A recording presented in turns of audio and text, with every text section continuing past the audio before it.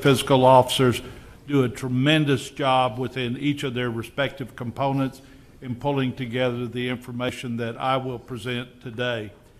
We have met with all of the regents and given them a short briefing on this, a little bit more detail on the changes that we envision in the Texas Tech University system and what each component intends to accomplish as we go forward into FY 2017, which begins on September the 1st of this year, in less than a month.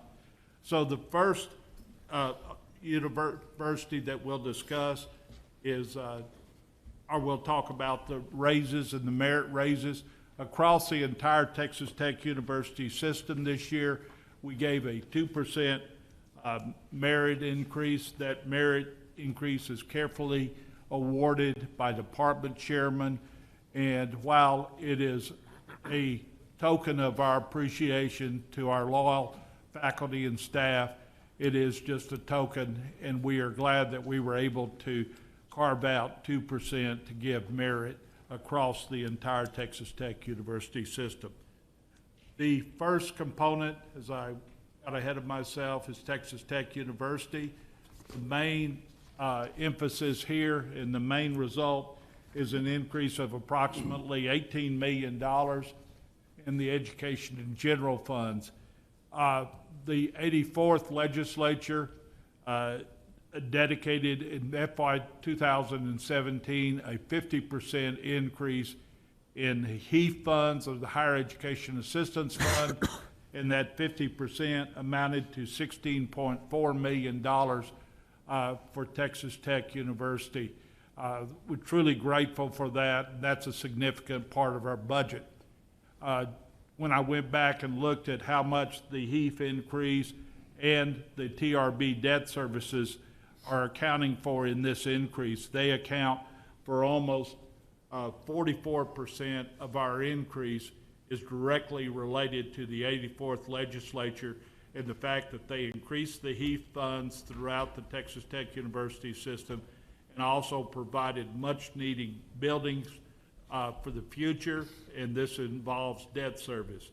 At Texas Tech University, the debt service that's been appropriated for 2017 is $6 million.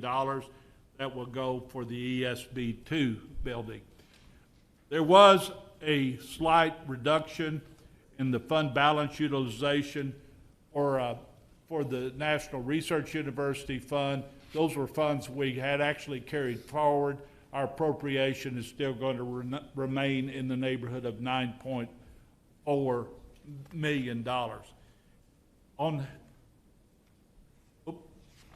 the designated funds have increased by $19.7 million. The Texas Research Incentive Program funding, if you remember, that is our matching program referred to as TRIP.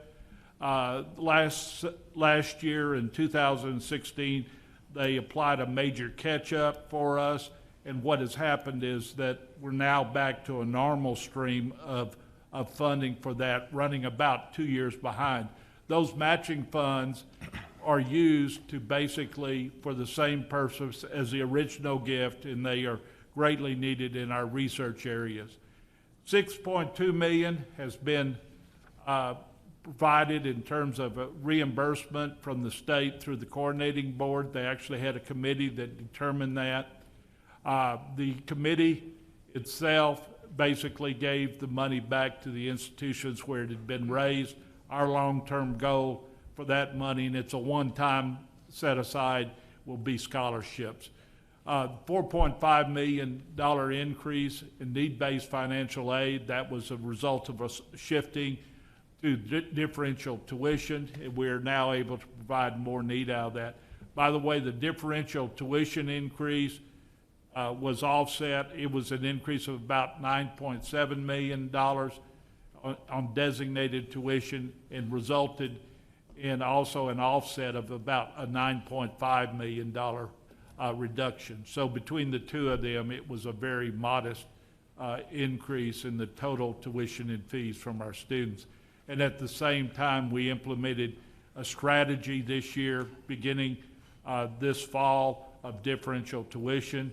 By the way, to date, we've sent out bills, which is always, it's an interesting time to send out all bills to 34,000 students, but we sent out bills about 2 weeks ago, and we haven't heard many comments about differential tuition. Most people, when they do call and say, why does it look a little bit different than it did last year, we're able to explain it. We have a great video on our website, TTU's website, that really explains it quite well. So it's being very positively received. The long-range benefits, setting the strategic direction for tuition by this board, is to be applauded. The $4 million increase is, we continue to grow our distance education program at TTU, and we're going to apply some funds from fund balance for things such as remodeling the courtyard here, the food court renovation, funding window replacements at Weymouth Hall. You know, that's going to be a project. Go out there and look at Weymouth Hall and then look at how many windows and where they are, and I think you'll appreciate it. We had a guy audition for that job yesterday in New York when he climbed Trump Tower, but we're not going to hire that guy. Halfway up. 21 stories at it. Yeah.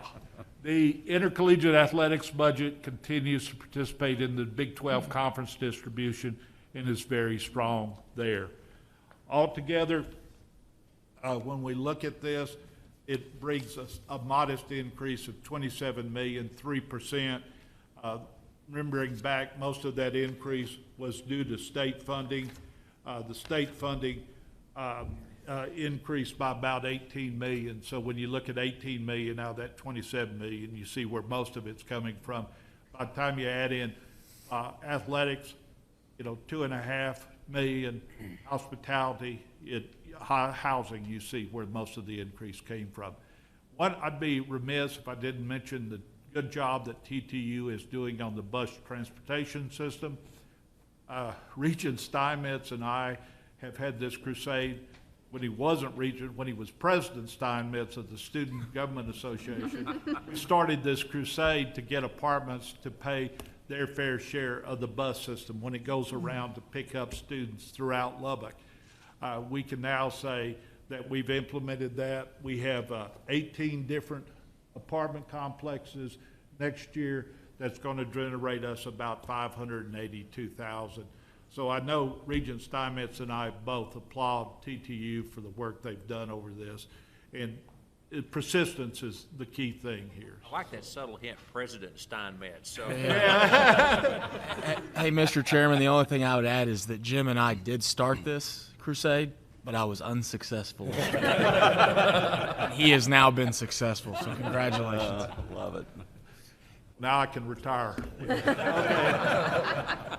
You get the next university that we're going to discuss is Angelo's. Oh, I'm sorry, I missed the most important part. President Skuvanek, could you talk about the goals that you're going to be trying to achieve with your budget for fiscal year 2017? Thank you, Jim. I think it's noteworthy to mention that in terms of the increased funding from HEAF, we're using about a third of that to provide revenue to the library and IT, because we reduced those fees as part of the implementation of the differential tuition model. And so to keep them whole, we're exchanging those fees with HEAF dollars. We're looking at expanding growth in psychology, so some of that HEAF dollars will go to a psychology edition, and ESB 2 is very important for growing the research at Texas Tech. There will also be a commitment of HEAF to the College of Visual and Performing Arts and the renovation of the Majan Theater. In terms of the designated funds, Jim mentioned that there was $6.2 million from the Be On Time reimbursement. That money will be invested in scholarships, and then also the conversion of course fees into tuition, and the 15% set aside that was required is going to provide another $4.5 million for need-based scholarship. It's a priority in this coming year to increase the scholarship funds that we give to students, both merit and need-based. As a result of the implementation of differential tuition, there would be the $3.3 million Mr. Brunges mentioned in supplemental tuition and program fees going to the Whitaker College of Engineering and the Rawls College of Business. That will be used to hire faculty there to address the student-faculty ratios in those colleges. And those are the most important issues that relate to the new budget. Thank you, President Skuvenek. The next component that we will discuss is Angelo State University. Angelo State University's 2017 budget benefits from the funds appropriated by the state legislature for TRB projects.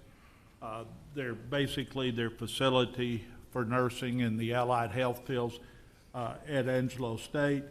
Also an increase in their HEAF appropriation, and they're able to also this year give a 2% merit increase for faculty and staff.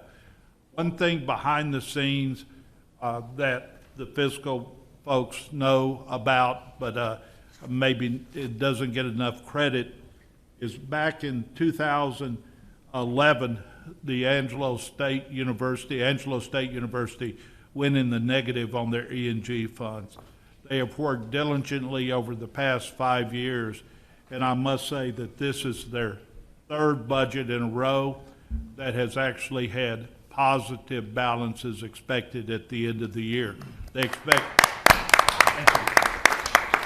it is a reflection of hard work, tightening of belts, and being able to also address some enrollment issues that at Angelo State.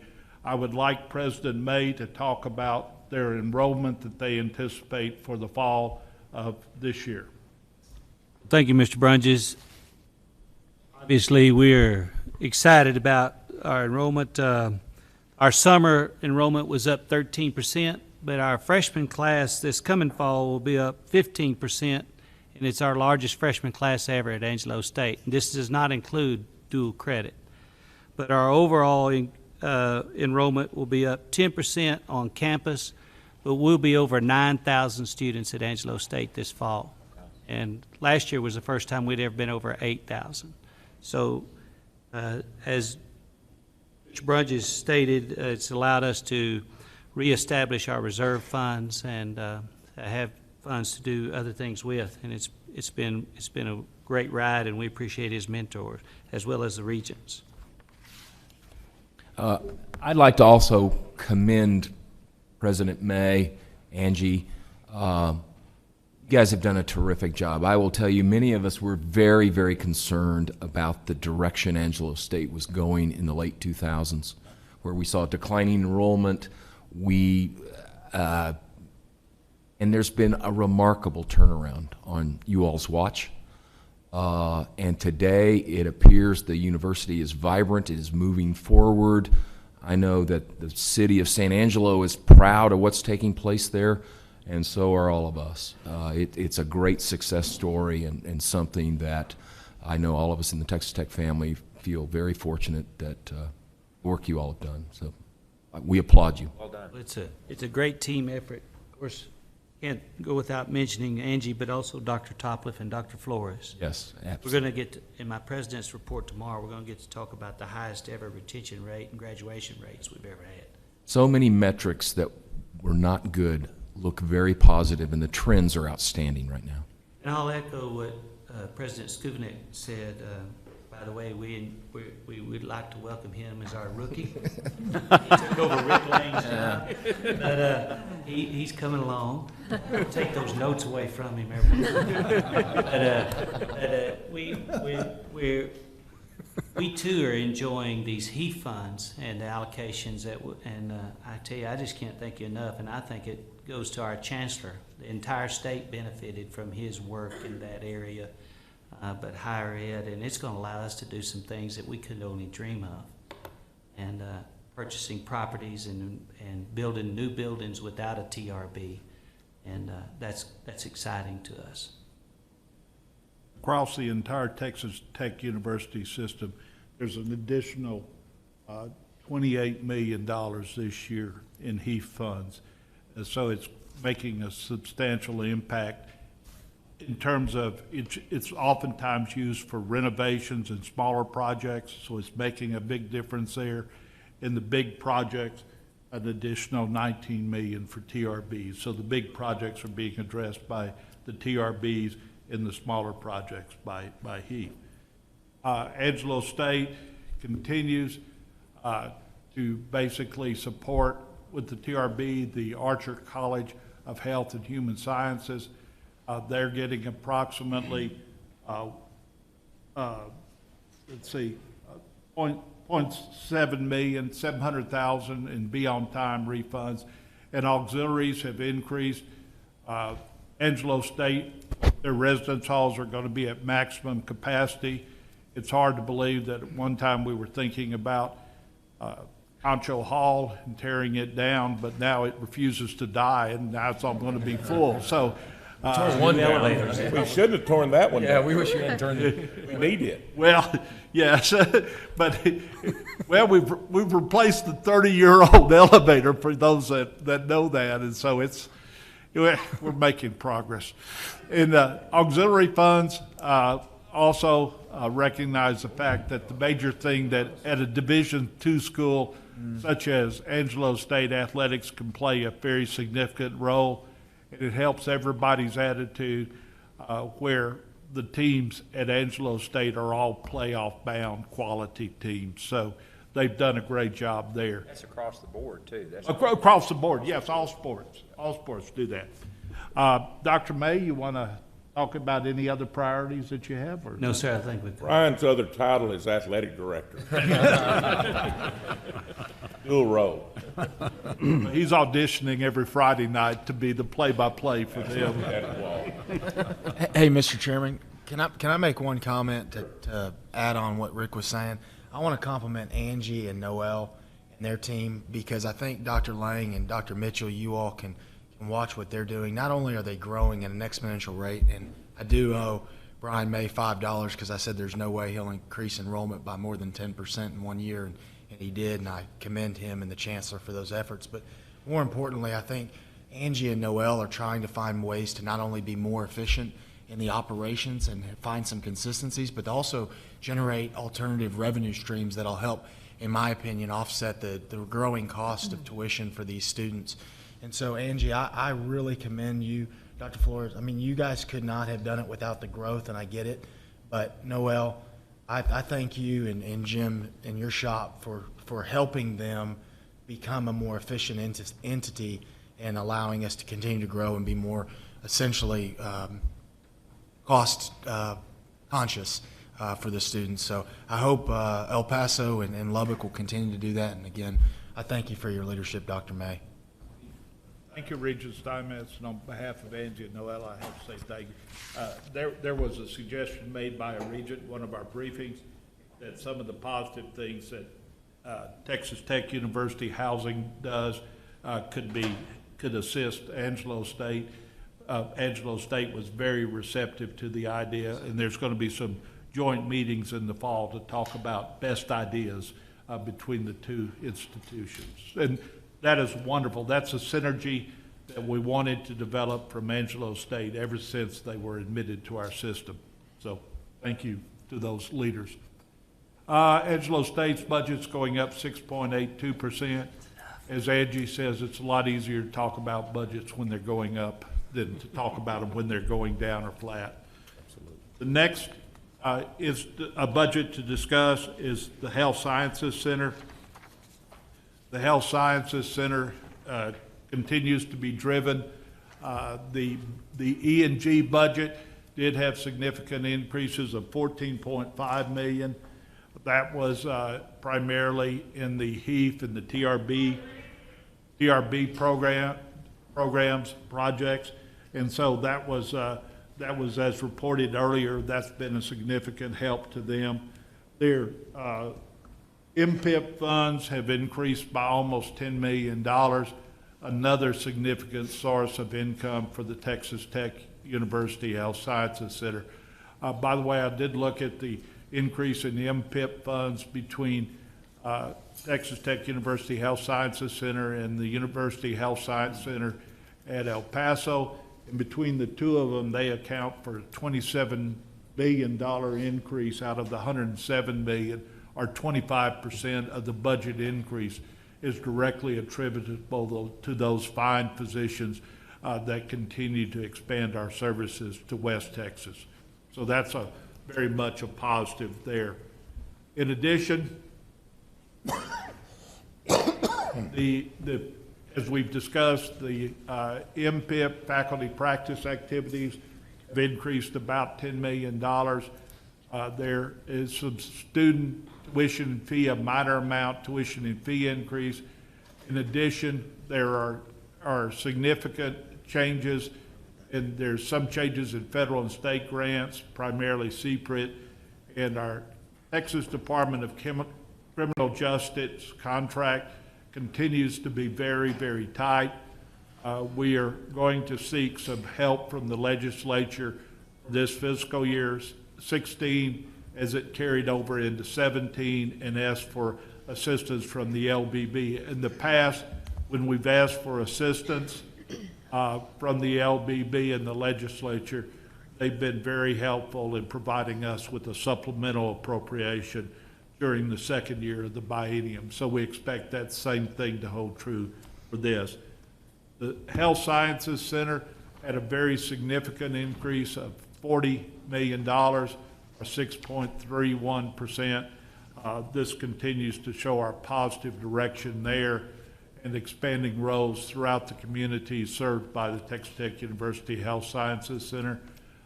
President Mitchell, could you talk about some of the goals and aspirations for 2017? Sure. Thank you, Mr. Brunges. Other than my personal goal of getting a Lamborghini from the increased funds, we've got some other things. Anybody that's recording this, that was a joke. Yeah. All right. Yeah. We've got there are several points that I want to make related to our budget. As y'all know, our enrollment growth over the last several years has been unprecedented. We've had a substantial enrollment growth over time. We're actually tapping the brakes on that a little bit because we've gotten ahead of our facilities with it. I've discussed at the last few strategic planning meetings the need for us to catch up on some facilities work because of accreditation issues as much as anything else. So we're still going to have enrollment growth, but we are specifically slowing it down just a bit. We're the largest health science center in the state of Texas, and we've got quality kids, and we've got quality faculty and quality staff, and we want to keep it that way. So we're going to do some catch-up work on our facilities with it. With the increased HEAF funds, we'll be using that for some of our facilities as well as some of our IT needs with it. And then I just want to spend just 1 minute talking about the TDCJ. This is a service contract that we have, not with the state directly, but through the Texas Department of Criminal Justice. So they then subcontract out to Texas Tech University Health Sciences Center and to UTMB for the health care of the inmates. We have about 32,000 lives that we use. We have about 32,000 lives that we care for inmates in West Texas, and that's about 20% of the overall prison population in the state. Several years back, during the budget crisis of 2010, 2011, we made some changes that actually made us whole in some of the services and things that we provided. What has happened more recently is there's been a shuffling of some of the patients where we're getting now a different set of patients that have chronic conditions that are extraordinarily expensive to treat. One of the leading expenses with hepatitis C. The way things are set up, a lot of our costs are related to pharmacy costs that because of federal regulations, we cannot use UTMB's pricing system that they use for their pharmacy. So we're trying to figure out at a state level how best to do this. But that's the reason why in this part of our budget, something that we had actually rectified several years ago, because of this change in payer and patient mix, we're having to deal with it again, but this is the first time in many years we've done that. Those of you that have been on the board for a long time remember the days with TDCJ about that. The newer board members, this may be new to some of you guys, but it's absolutely not new to the Health Sciences Center. Any questions? Thank you, Dr. Mitchell. Next component is the Texas Tech University Health Sciences Center at El Paso. They basically, most of their increase is in two areas, as we've mentioned before. Approximately an 8% increase in the TRB funding, increase in the TRB funding of about $5.8 million, and an increase in the HEAF funding of $2 million. By the way, the HEAF funding is allocated every 10 years in terms of its base, and there's a slight adjustment made every 5 years. So as the HSC at El Paso continues to grow, in 2021, there will be an adjustment made that will reflect some of their growth. The 2% merit increase policy for faculty and staff was there. As we've mentioned, the increase is basically additional TRB debt service, higher education increases, and some student tuition and fee increases. Over in terms of their designated funds, their MPIP continues to be very strong. Their MPIP funds, approximately 2/3 the size of Texas Tech University Health Sciences Center, and they're increasing for the coming year $17 million. The MPIP funds at HSC El Paso, a significant increase. They have a lot of affiliation agreements that are kicking in. The West Side Hospital is going to be a significant increase for the institution, both in practice and additional facility, some outpatient clinics, and those type of things. The research funds have increased by $5 million, things such as the CPRIT, the coordinating board grants, and other things, and some private gifts. All total, their increase is approximately $31 million. That increase is reflective of the HEAF and TRB increases, plus the MPIP increase of $17 million.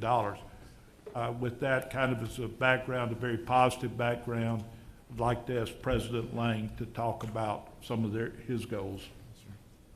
Yeah, I have to remind myself and everybody in the room that the first students were admitted in 2009, just 7 years, and it's been a health science center for just 2.5 years. So this is actually pretty amazing. During that time, we've transitioned services from the health science center here in Lubbock to El Paso. That transition's been very smooth and very good, but it means that we've incurred some additional cost as well. We've been investing in IT support and security. That's a major issue on our campus, as it is on Ted's campus as well. Our student enrollment has grown 1,400%. So in 2009, we had 40 students. We have about 600 students. The plans for the next 5 years are to grow that to about 1,200 students. We have 250 residents. We'll be adding another 100 residents with the addition of the Trans Mountain campus. Security of those facilities and the Trans Mountain campus have been vital to our facility as well. So those are our goals. I'm going to be the one here to be a little dissent. I'm actually disappointed in Brian May, despite what you all have said, and that is, if I was betting that I could increase the enrollment by 10%, and you only laid $5 down on Brian May, that was a bad mistake. I'd have bet an awful lot more on that. I'm a lot cheaper than those medical schools. A couple of things about the budget. I do want to thank Jim Brunges and his team, the Regents, for reviewing it with Frank Stout, who's done this in the past, but Sue Fucciarelli, who this is her first time to go through a budget. She's been a great addition to our campus and to the Texas Tech system. So thank you, Sue, Frank, for helping to mentor you, and Jim for helping to walk us through the process. Thank you, Dr. Lang. Any other questions?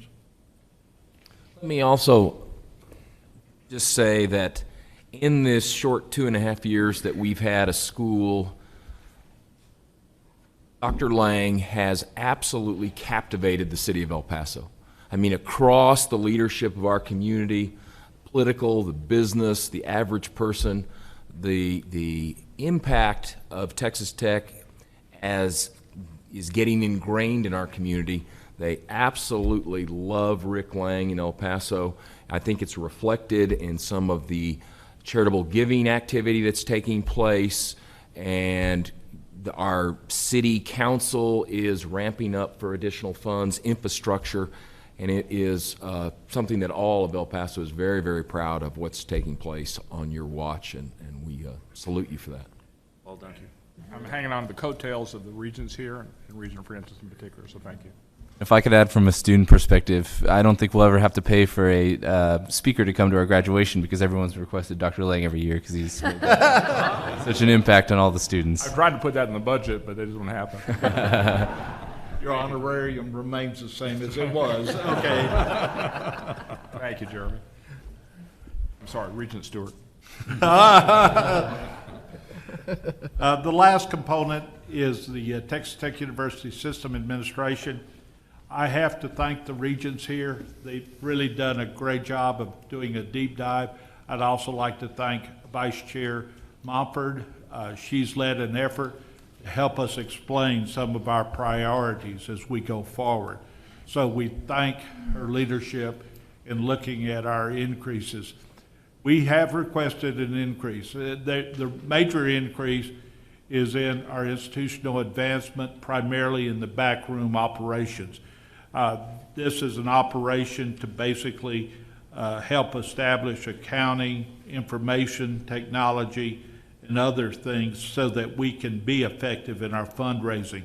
When we discussed this with all the components of the Texas Tech University system approximately a year ago, this was their major need. They said we had to improve that we were not doing a good job in that area.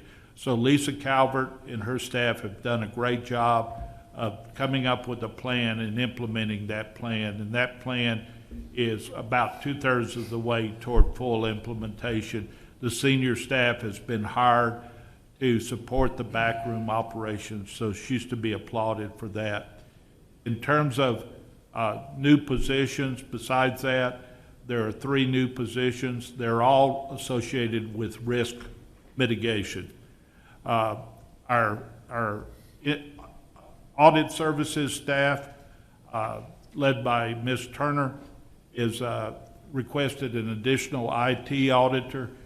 She's gotten by with the existing staff for way too long, and we need to provide her some additional IT support. So there's a position being added in that area. Risk management, Ms. Turner and our Director of Risk Management, Steve Bryant, have basically gotten together, formed a task force to basically work on looking at the enterprise itself and mitigating some of the risk associated with this. This is enterprise risk management, which is a term, if you're not familiar with in a business sense, is becoming a term to look at things holistically, not just one specific area, one specific fraud violation, but looking at an entire organization to try to reduce the risk.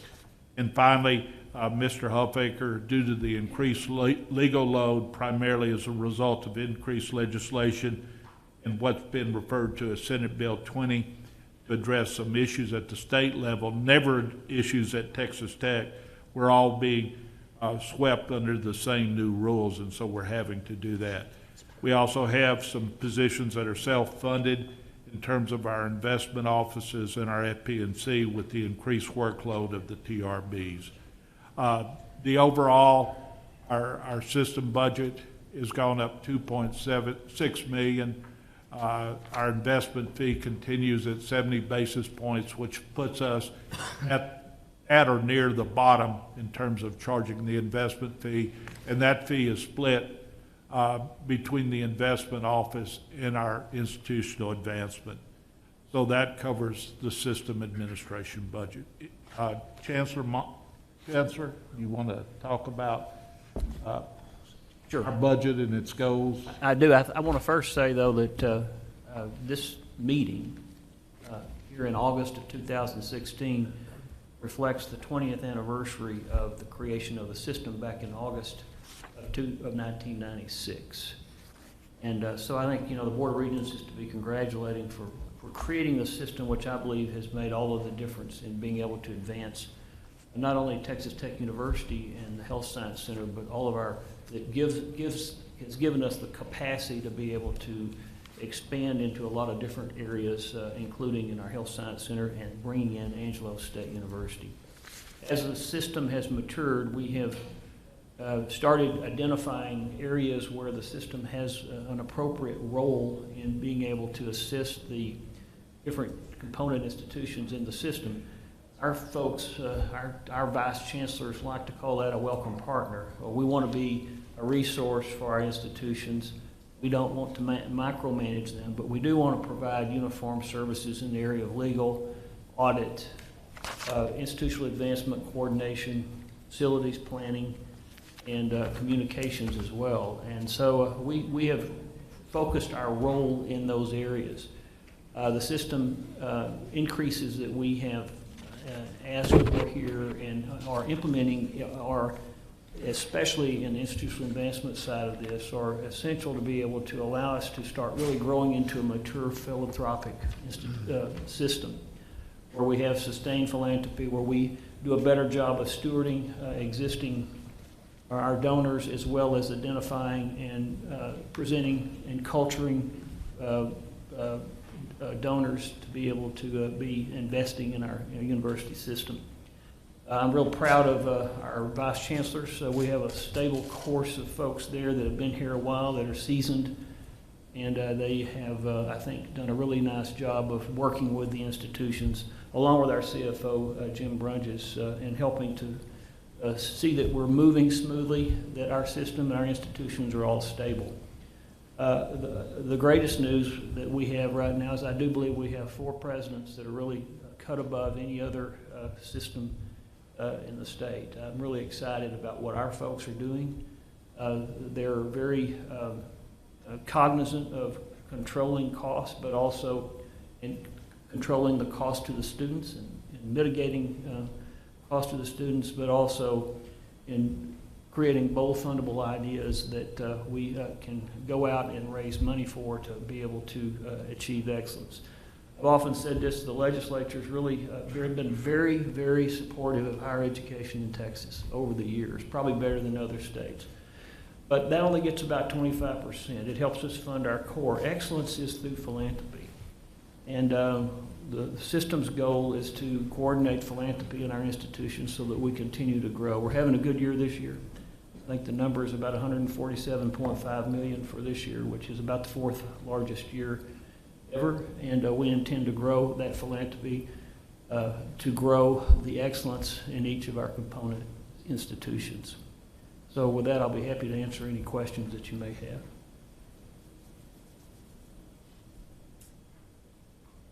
Chancellor, I think it's very significant that our total budget now for the Texas Tech University system is over $2 billion for the first time. We're at $2.3 billion. It's a very significant hurdle that makes us one of 3 systems in the state of Texas that exceed $2 billion in their budgets. While budget is not an indication of dollars for dollars' sake, it is an indicator and a proxy for the service provided to the citizens of the state of Texas. So I just want to emphasize that. We don't ever go for dollars' sake, but we do emphasize dollars when they provide services to the citizens of this great state. Mr. Chairman, before we move ahead, I think Chancellor would recommend, he talked about the quality of the 4 presidents, but also like to single out Dr. Opperman during the interim phase. We didn't miss a beat. And this board appreciates Dr. Opperman's leadership and all the people that assisted him over these past months. You didn't have any challenges at all. None at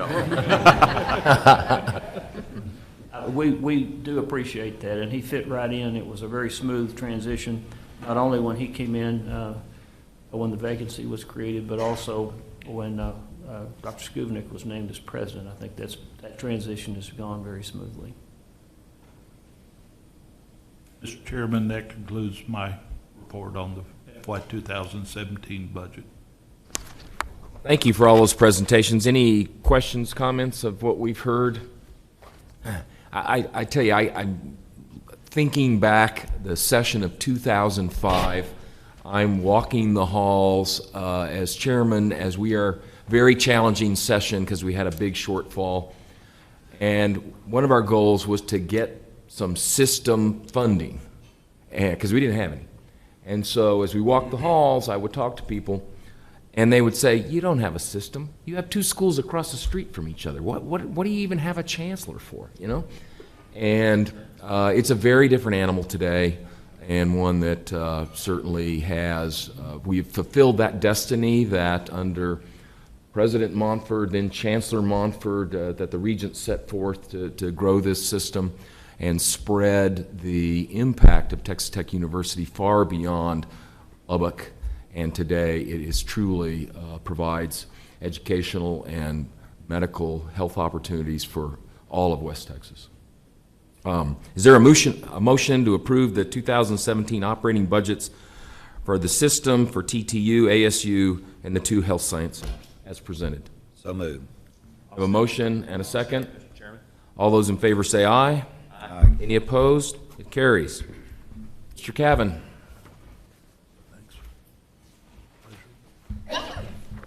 Thank you, Mr. Chairman. The Health Science Center, the next item on your agenda is consideration of a contract with GCA Educational Services for custodial services at the Health Science Center. The Health Science Center has always contracted for custodial services at our Lubbock campus, our Odessa campus, kind of a hybrid in El Paso, and also in our Abilene campus, although Abilene is under a different vendor, so is not included in this contract. GCA has been that contract vendor. However, that contract expires at the end of this fiscal year, August 31st of 2016. Now, coincidentally, Angelo State is with the same contractor. So what the health science centers have done is work with Angelo State to partner with them for this next year, which is allowed by state law. So this contract would be for 1 year, partnering with Angelo State with GCA.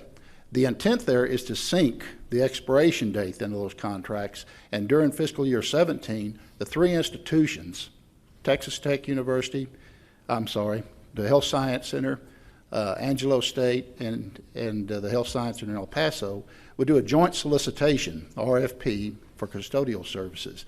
We're certainly hoping that through the economies of scale, that we'll get a best value as far as custodial services then for the future after the September 1st of 2017. So I would recommend your approval of this contract as a 1-year partnership with Angelo State. This is allowed by state law. I might add that the value of this contract is about $1.8 million, which is about the same as we're paying this year. That's going to be a question. Thank you. Any other questions? Is there a motion for approval? So moved, Mr. Chairman. Second. We have a motion and a second. All those in favor say aye. Aye. Any opposed? Carries. Thank you. Dr. Lang.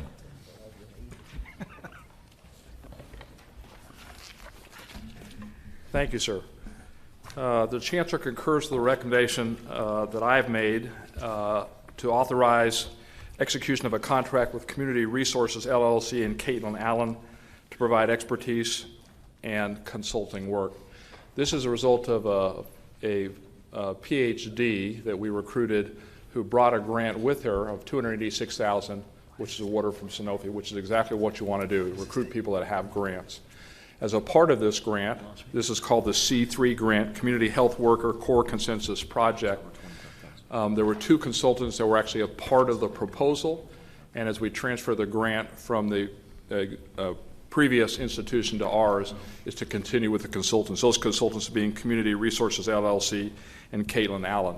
Because both of these consultants exceed the limit of $25,000, it's brought to the Board of Regents for their approval to continue with these consultants. Questions? Motion? Second. Motion and second. All those in favor say aye. Aye. Opposed? Carries. Thank you. Mr. Chairman, this concludes the meeting of the Finance and Administration Committee. Thank you. Chairman Lancaster, Academic, Clinical, and Student Affairs Committee. Mr. Chairman, the Academic, Clinical, and Student Affairs Committee is called to order. I'll entertain a motion to approve the minutes of the meeting held on May 19th, 2016. So moved. Second. All in favor say aye. Aye. Motion approved. Mr. Topliff, please begin with item number 1. Thank you, Chairman Lancaster. Chancellor concurs with the recommendation of the President May and the Board of Regents approved granting tenure to the following faculty of Angelo State University concurrently with their appointments. First, Dr. Carolyn Gascoigne, new Dean of the College of Arts and Humanities and Professor for the Department of English and Modern Languages. Dr. Gascoigne comes to us from the University of Nebraska at Omaha, where she was Acting Assistant Vice Chancellor for Academic Affairs and was a tenured professor in the Department of Foreign Languages at the University of Nebraska at Omaha. Second, Dr. Herman O. Howard, Professor and Chair of the Department of Communication and Mass Media in the College of Arts and Humanities. Dr. Howard comes to us from Benedict College in South Carolina, where he was tenured as an Associate Professor in the Department of English, Foreign Languages, and Mass Communication. And lastly, Dr. Brian Kulik, new Associate Professor and Chair in the Department of Management and Marketing in the College of Business. Dr. Kulik came to us from the Hawaii Pacific University, where he was tenured professor in the Department of Management and Marketing. Faculty members who appear above have been judged under our tenure and promotion standards, OP 06.23, and those procedures have been carefully followed. With the addition of these, this will bring the total number of tenured faculty at Angelo State University to 136, which represents 67% of our faculty. Thank you, Dr. Topliff. Are there any questions or comments? If not, I'll entertain a motion to approve. So move. Second. Second. All in favor say aye. Aye. Aye. Thank you, Dr. Topliff. Thank you. Dr. Gallion, please present item number 2.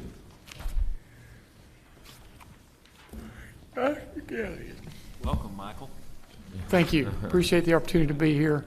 It's an honor to serve as the interim provost. So I'm new at this, so if I mess up, forgive me. Now, what I'd like to do today is to recommend the appointment of several excellent faculty members for tenure. 3 of those were from my college in Agricultural Sciences and Natural Resources, Professor Eric Bernard, who obtained his bachelor's and master's in landscape architecture at Texas Tech and then spent a very productive career at Kansas State University and came here this summer as chair of our Department of Landscape Architecture. I think Eric has brought a lot of energy to that program and will do an outstanding job for us. Dr. Stephen Devadas is a faculty member we recruited for the Emma Beth Thompson Professor in Risk Management in the Department of Agricultural and Applied Economics. He's formerly in a tenured position at the University of Idaho. Really excellent scholar with a tremendous publication record, a lot of USDA federal funding, that some of which he will be bringing with him. Dr. John Rayfield obtained his doctoral degree at Texas Tech and then went on to the University of Georgia and really developed his career and became a widely recognized agricultural education faculty member at Texas A&M University, and we were able to successfully recruit John back for a position as Associate Professor in the Department of Agricultural Education and Communication. I think he's going to bring a strong record of scholarship and really help that department to continue to excel. Dr. David Rivera is also a Texas Tech graduate originally. He'll be a new associate professor in the Department of Hospitality and Retail Management in the College of Human Sciences. He comes to Texas Tech from East Carolina University, where he held a tenured position. Again, an excellent scholar who will really, I think, help that department continue to advance. Dr. Arturo Schultz is the new department chair in Civil, Environmental, and Construction Engineering in the Whitaker College of Engineering. He was most recently at the University of Minnesota, Twin Cities, as a tenured professor. Really outstanding record of external funding and scholarship, and so we look forward to good things from him in that department. Dr. Sivalingam Sritharan is a professor in the Department of Civil, Environmental, and Construction Engineering in the Whitaker College. And he most recently held an endowed engineering professorship at Iowa State University. So I think, as you can tell, we're recruiting a number of excellent faculty members, and I think it speaks well of what we're doing at Texas Tech University, that we can recruit these kind of experienced faculty members who want to be part of what we're doing. Two other ones, Jim Williamson, who is a professor in architecture, is our new Dean of Architecture. Jim was an associate dean in charge of the undergraduate programs, as I understand it, the #1 undergraduate program in the nation in architecture at Cornell. Jim is going to do, I think, an excellent job with our architecture program.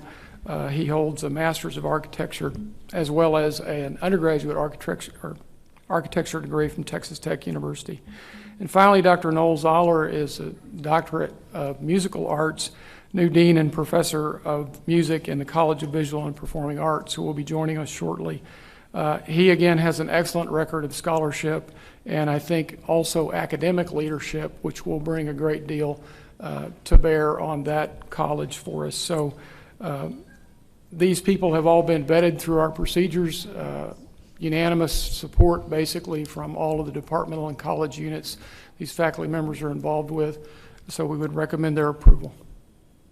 I agree. It's a very impressive list of people, so thank you very much. Are there any questions or comments? I'll entertain a motion to approve. So moved. Second. All in favor say aye. Aye. Please continue with item number 3. The next item is recommendation for approval of Master of Science degree in Finance in the Rawls College of Business. This is a program that, in a sense, has already been in existence, but not in a formal way. We're recommending that this program be submitted to the coordinating board and then to SAC COC for their ultimate approval as well. Currently, these students are, about 25 of them are in a concentration area within the Masters of Science in Business Administration. So essentially, we're breaking these students out, recommending a breakout of these students into a separate master's degree, Master of Science degree in Finance. So there's obviously a demand for those students, and the projection of growth over the next few years would be to not quite double the size of that program. It's a one-year program, full-time student enrollment kind of program where they are here for a year in a very concentrated program. I think you have some information on the budget for the program. It's not going to require new faculty because they already have a concentration in this area. They're essentially kind of moving the chairs around on the deck, so to speak, and accomplishing the fulfillment of this degree program with existing resources. Be happy to try to answer any questions that you might have on that program. I'll move on this. Okay. Second? Second. All in favor say aye. Aye. Very good. Thank you. One more. Item number 4. The final item is approval of conferring an honorary degree. And the Chancellor concurs with the recommendation of the President and Board of Regents that the Board of Regents approve a Doctor of Humanities degree upon the person that you have named in the information provided to you. I would say that this conferral was vetted by a very impressive committee of both faculty and staff, led by Horn Professor Eric Hickey in the Plant Soil Science Department. They were unanimous in their support of the conferral of this degree, and I think it's a very worthy recipient. I don't believe we've received that name yet, have we? Okay. We did? Yes, we have. Yes. We did? We did. Okay. Are there any questions or comments? So moved. Entertain a motion to approve. Second. A second. All in favor say aye. Aye. All right. Thank you very much. Thank you, Regent. Great job. Hey, Dr. Lang, item number 5. The Chancellor concurs with my recommendation to seek approval for the granting of tenure to Dr. Coco Ong. Coco received his undergraduate degree at Rangoon University in Burma and was a resident there as well. Came to the United States and to get his licensing there. Did a second residency at Temple University St. Luke's and was the chief resident. He went on to get his Master's in Public Health at Johns Hopkins University. studied systematic reviews and meta-analysis at Tufts, Johns Hopkins, the Cochrane group, and then went on to do outcomes research training at Hopkins. He was previously at University of Texas Health Science Center in San Antonio, where I knew him as the Division Chief for General Internal Medicine and as the O. Roger Holland Professor. He's the president of the Texas chapter of the American Society of Physicians, the ACP, American Chapter of Physicians, I'm sorry. Sits on the boards for designing test questions for the BME and USMLE as well. He's the Associate Dean of Faculty Affairs. He replaces Hoy Ho. You'll remember he had served us for 30 years after escaping from Vietnam. So I'd request that you all would be kind enough to grant tenure to this very deserving professor. So move. A second. Any further comments? All in favor say aye. Aye. Aye. Thank you, Dr. Lang. Thank you. Rick, did Dr. Hull move back? Did he move back to Southeast Asia? He's on sabbatical. He's actually working with his medical school in Vietnam. And we're working with him. He's going to do faculty development there and simulation training, which is, as you said, is his dream. So we're funding that. He's very excited. Great guy. Good. Thank you. You go. Item number 6. I'm sure I do. Oh, yes. I'm sorry. This is the request to approve a distinction in anatomy diploma, and that's a notation for the graduates of the medical school. We currently have a distinction in research and scholarly activity. This would provide additional training to individuals that say that they have a distinction in having additional training in anatomic sciences. It requires no additional funds, no additional professors. It's just the students would spend their elective time doing that. And the individuals will actually solve a dual purpose, and that is beginning preparation of surgical specimens and also teaching the undergraduates, that is the first and second year medical students. And it's particularly useful for people that are going into surgical fields to have this distinction to be noted on their diploma. Very good. Are there any questions, comments? I'll entertain a motion to approve. So moved. And a second. Right. Second. All in favor say aye. Aye. Motion approves. Thank Thank you, you. Dr. Lang. Mr. Chairman, this concludes the meeting of the Academic, Clinical, and Student Affairs Committee. Thank you. Chairman Steinmetz, Audit Committee. Yes, sir. The Audit Committee is called to order. I would entertain a motion to approve the minutes of the meeting held on May 19th, 2016. Second. Hearing a motion and a second, all in favor say aye. Aye. Motion is approved. Mrs. Turner, would you please present item number 1, 2017 audit plan for the Texas Tech University system? Yes, thank you. Good morning.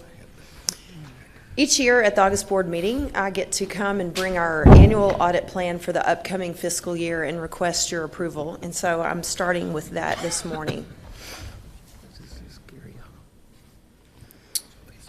Our standards, our primary standards are promulgated by the Institute of Internal Auditors, and they require that each year we go over with our governing body definition of internal auditing. I'm not going to read it. I will mention also that we have a code of ethics that we're required to follow, and it addresses 4 principles as well as giving us rules of conduct in the areas of integrity, objectivity, confidentiality, and competency.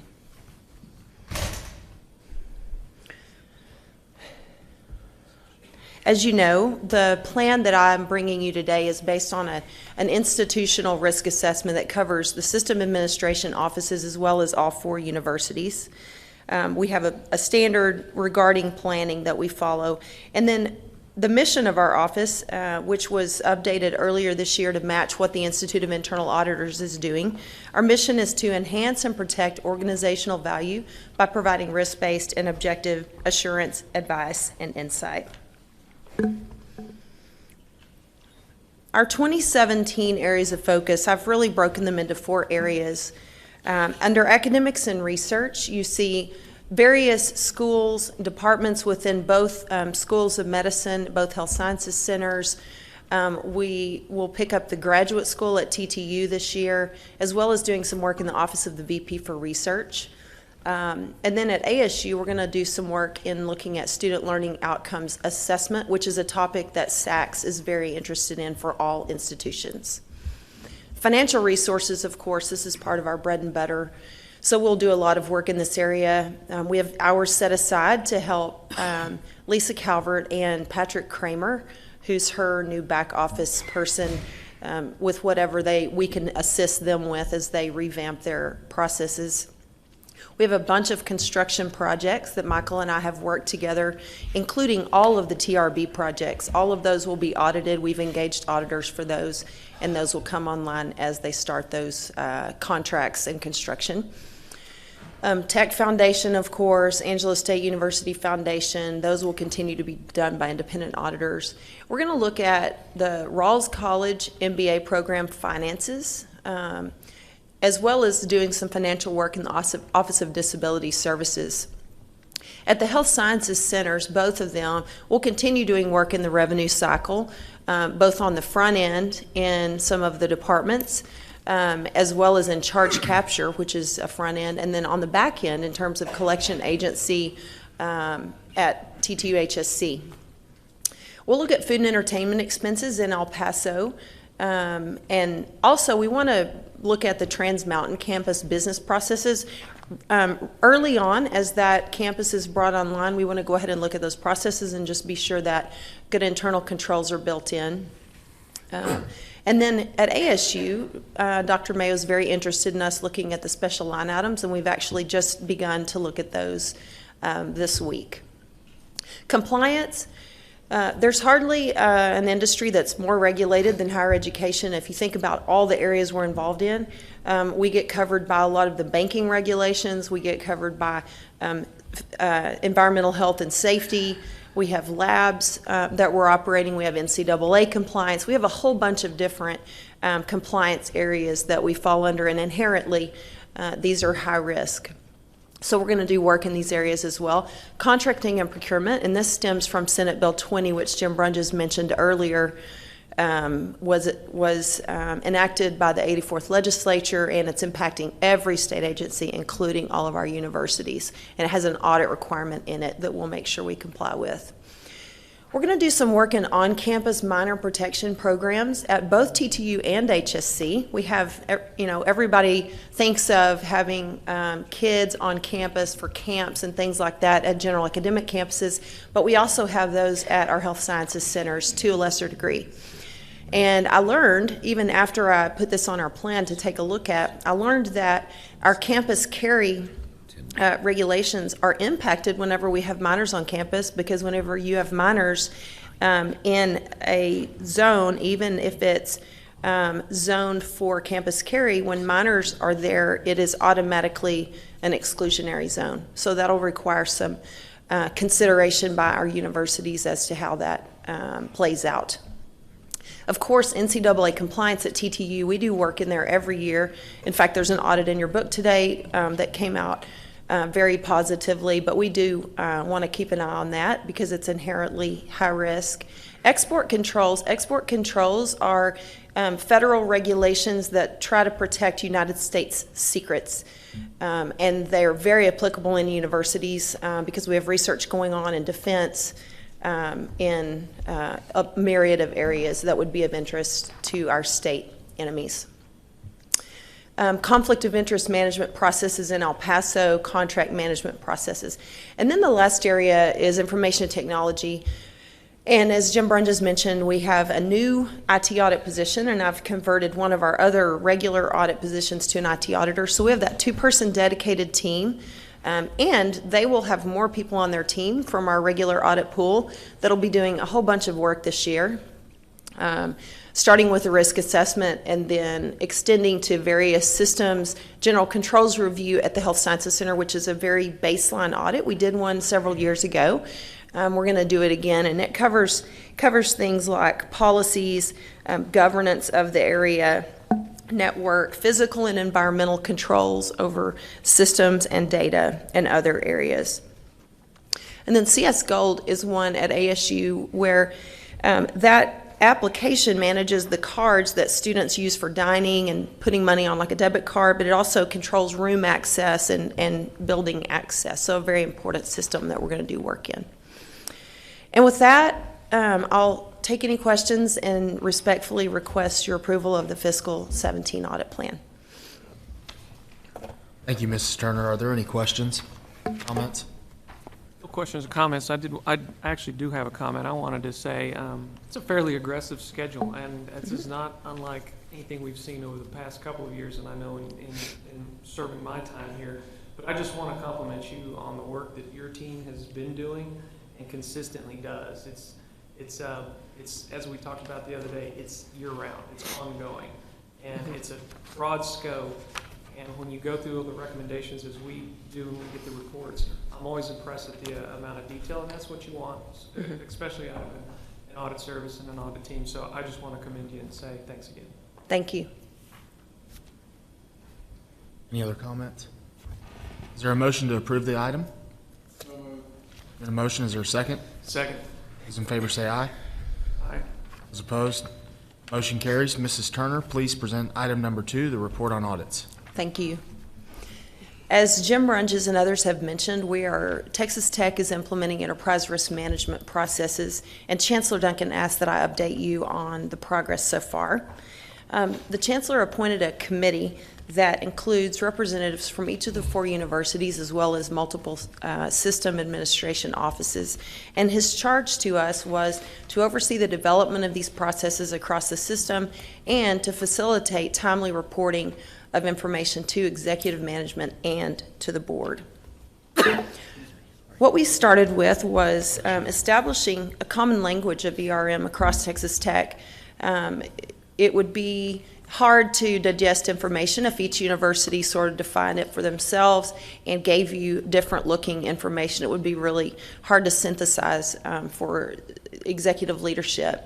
So we developed this definition of ERM, which talks about assessing and defining actions to be taken to identify, mitigate, and monitor risks that achieve either strategic plan goals and or continuing operational activities.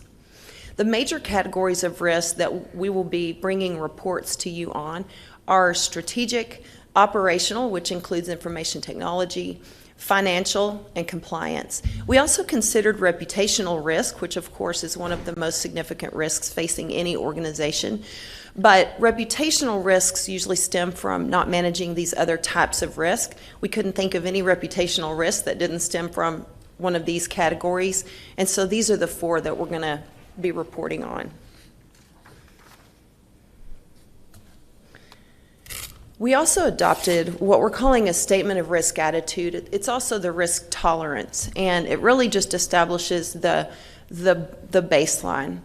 It has language about that it's not possible to eliminate all risk, but Texas Tech will not tolerate any risks that willfully expose people to unsafe environments or activities that intentionally violate laws, regulations, contracts, or other requirements, or that result in unethical behavior. And then we've adopted some rating scales, again, so that we will be able to bring you some consistent information. Each risk will be assessed based on its potential impact if it were to occur, the likelihood of occurrence, velocity, which means how quickly could it impact us, for instance, very quickly for an IT event, or we could have a longer term result from legislation or something else. And then preparedness, which is going to take a look at what are the processes in place to mitigate risk, action plans, policies, internal controls. So we'll have this four-dimensional scale. So our work is not done. Our next step is to create a dashboard that is what the board will receive. Obviously, there will be a lot of information behind that that's available, but we want to have a dashboard where it's really easy to see quickly and efficiently and effectively what are the most significant risks facing our institutions and where do they stand in terms of managing those risks. Unless there are questions about the audits in the book, that concludes my report. Kim, what is your plans to watch the Costa Rica project? How do you plan on your people being involved in that? Well, I think once operations, Travel down there often. I'll have to go. I mean, you know, I'll take one for the team.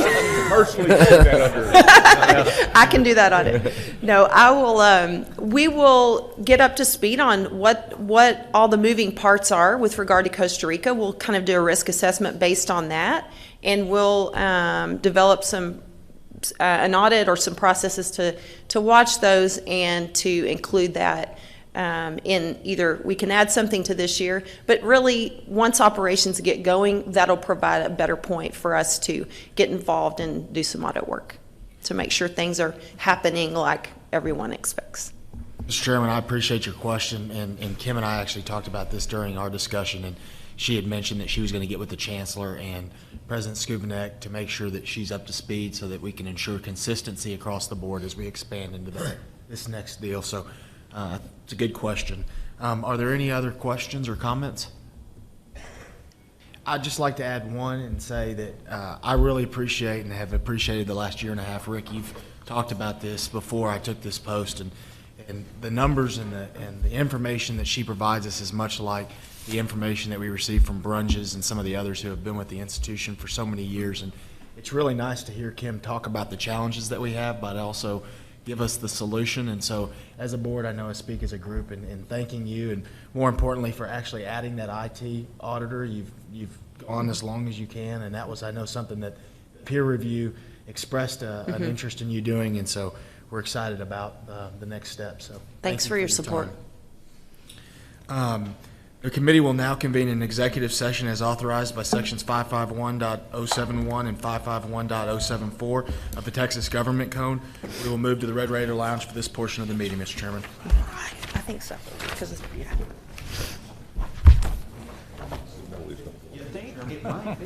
Absolutely.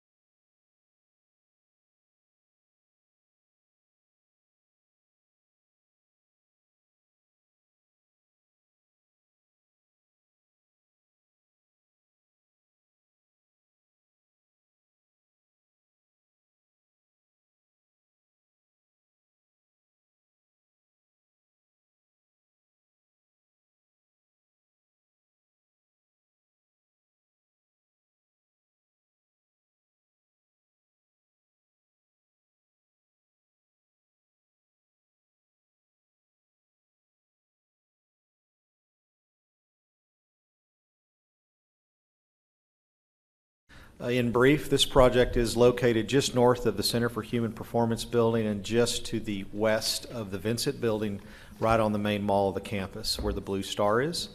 This solution is the red box on the right side, and that's how it nestles into the site, which is perfect scale for this 3-story building, roughly 18 and 19,000 square foot per deck. I won't go into all the planning details, but we'll say, as a lead-in, this is one of 3 TRBs that we'll be talking about today. A lot of big vision, certainly a lot of big scale and scope, and certainly a lot of extremely large and big opinions on what the buildings need to be. I say that a little bit tongue-in-cheek. The reality is, yeah, a lot. The committees for each one of these projects, this one specifically as well, have done an incredible job dealing with a lot of want, curtailing that into what we can afford and what's really purposeful for that specific board function that we presented before on the scope. So congratulations to everybody for that. So this project is 3 decks. I won't go into great planning detail. This is the 2nd and 3rd floor. It does have a primary entry lobby with a mezzanine to the 2nd floor.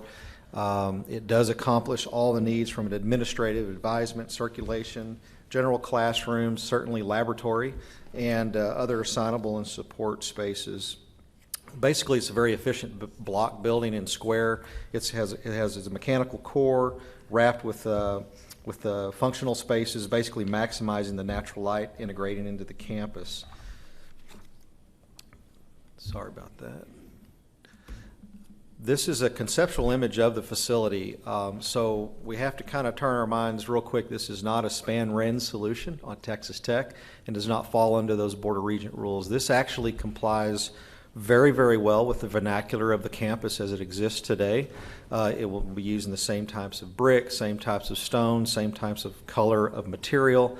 It does have a lot of fenestration or glass paneling so that we do gain natural light as much as possible into the working zones of the facility. And it's in very good context with the surrounding buildings that we talked about a second ago at the very beginning, meaning the building line work and rhythm, if you will, and the form of the facilities match very well with what's there on the campus on the mall. From an interior perspective, this is not colored out, if you will, but it does indicate the use of materials and the quality and style of the interior scape of this facility, integrating public art as well as art itself, and using materials such as terrazzo floors for long-term maintenance. One of the things that Dr. May has really missioned our team to make sure that we reduce long-term maintenance in these facilities. Point is, there's still a palette of color and material that the committee is still making decisions upon, and we'll update accordingly as we move forward. The scope of the work is basically to construct a 56,600 gross square foot facility that touches teaching labs, classrooms, large seminar room of 80 seats, and other study areas for students. It does connect with high-tech interdisciplinary research labs, centralized administrative suite for college departmental administrators, support, and all users of the facility. The academic advising center as well is embedded in this project.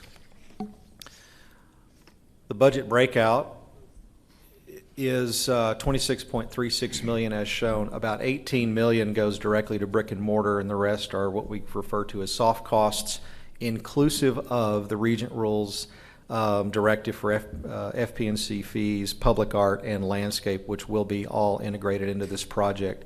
Now, we are holding a $1.4 million contingency on this project. There are some, once we actually go to hard bid, if there are, which we've been very successful at lately in the last 4 years or so, coming in under projection in terms of hard bids, there might be some other opportunities to use the $1.4 million, not only for some unknowns if they arise, but for other needs for the facility. So the recommendation on the table is to authorize to proceed with this project in whole, meaning design, plan, build, and construct and open of $26.36 million. The use of funds will be the RFS system based on the TRB that was approved by the 84th legislature, as well as cash gifts of $5 million.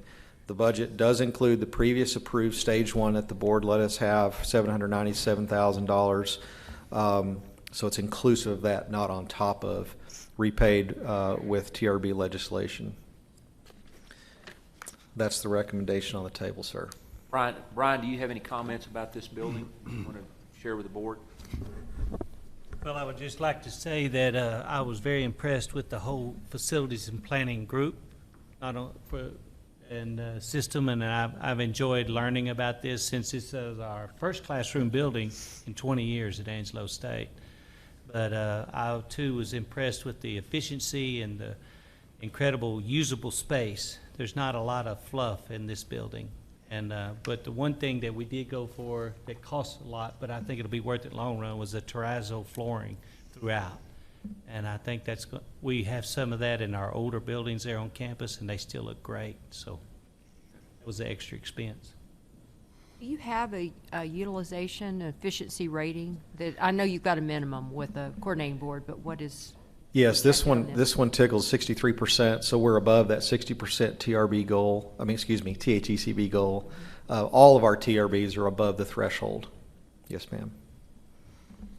You mentioned the $1.4 million contingency, and not just on this building, but in general, when we get to the end of a project and there's money left over, or as you near the end and determine that you're going to be under budget, is that return, or is once we approve it for, in this one, $26 million, is $26 million going to get spent some way, somehow?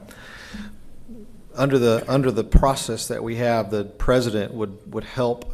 Let's say there was $1 million left over in a project for this type of project, TRB funded. It would be at the discretion of the committee and/or the president to decide to invest in more research equipment, or there might be some alternates in the project that we didn't take off the base bid, and we end up taking those. So we try to maximize the spend in these because of they don't come very often. If there are residual funds, I think Mr. Brunges would probably be better to answer that question, what happens with those from a bonding perspective. If we haven't issued bonds yet, and we'll know that, then we either reallocate the money if there's money that's not being spent, or we reduce the project budget by that much. But Michael doesn't give me much money back. We buy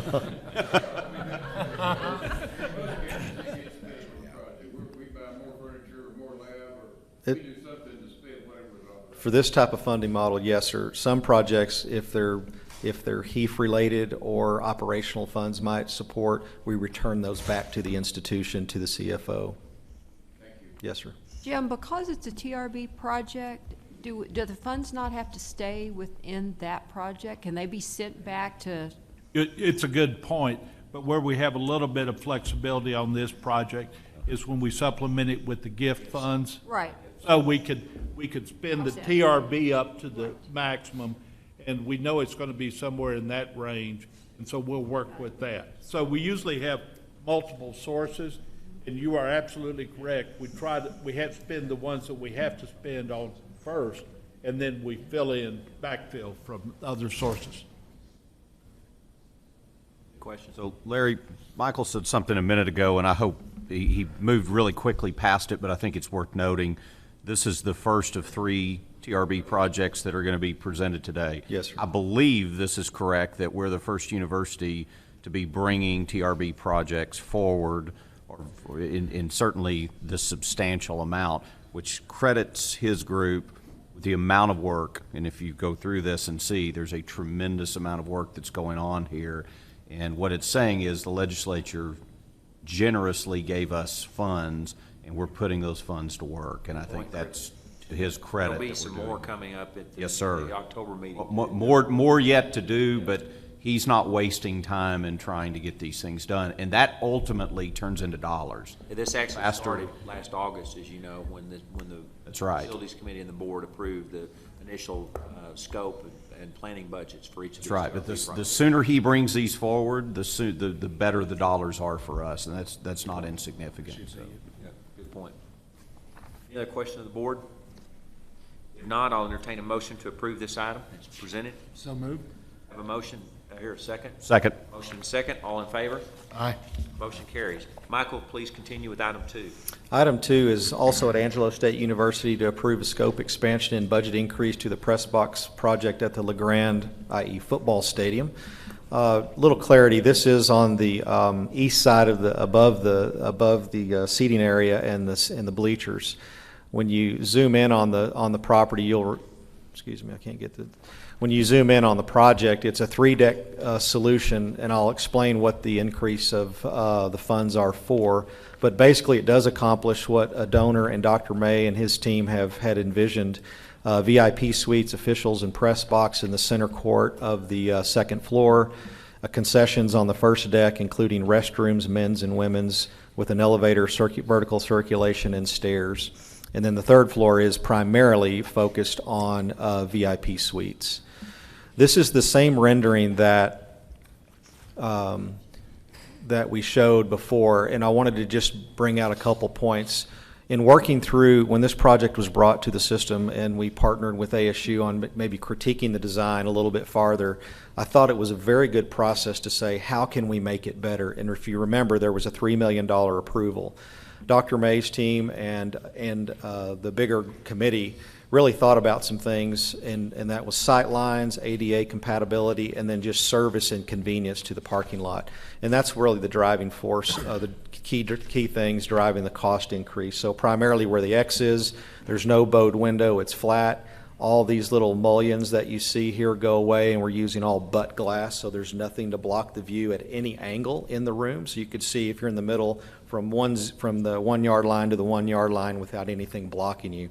So some of these design finesses really drastically improve the experience, and also just make it a better quality solution. Of course, there are some funds related to that, as I talked about. The scope of the work is to continue still to demolish the existing box, build a new 60 gross square foot 3-story press box. It houses all the things I talked about earlier, and the increase covers 3 primary things. The window design in order to provide improved sight lines, as I just mentioned, enhancing the ADA access within the suite, so people can really move. It was pretty tight, I guess is the point. We've improved that. And then probably the best thing is to make the elevator go all the way down below the berm, if you've been to the stadium, where we'll cut out the berm, build retaining walls. You could park right there in ADA, go straight into it instead of up a hill to an elevator. You're going down to kind of a basement level deck. It's the right thing to do for the design. Fortunately, Dr. May's relationships with the donor is very clean in terms of it being already funded. So that additional deck access will be quite helpful for the whole experience of the project.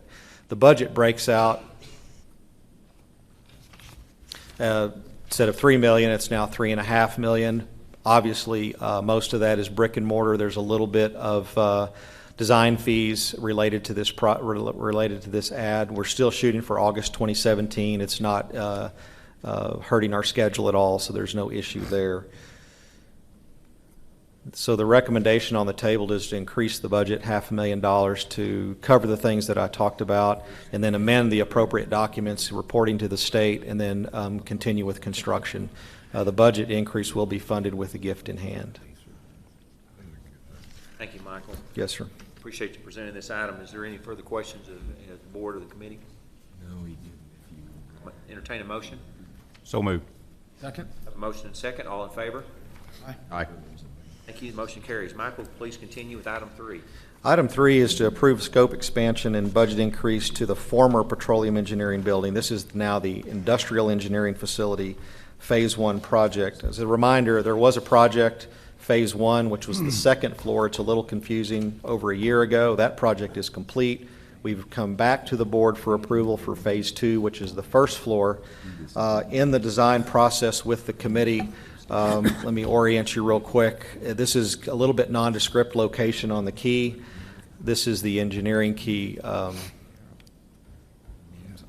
Lost it. Well, the engineering key just to the right of the red circle there. So it's a little off the key, so you don't really see it. These two spaces actually face the track area, so where the 2 stars are, so they don't have any face value in terms of change, but the interior scape will change. The committee has met with, it's a committee of the engineering group and industrial, as well as Dean Sacco's office.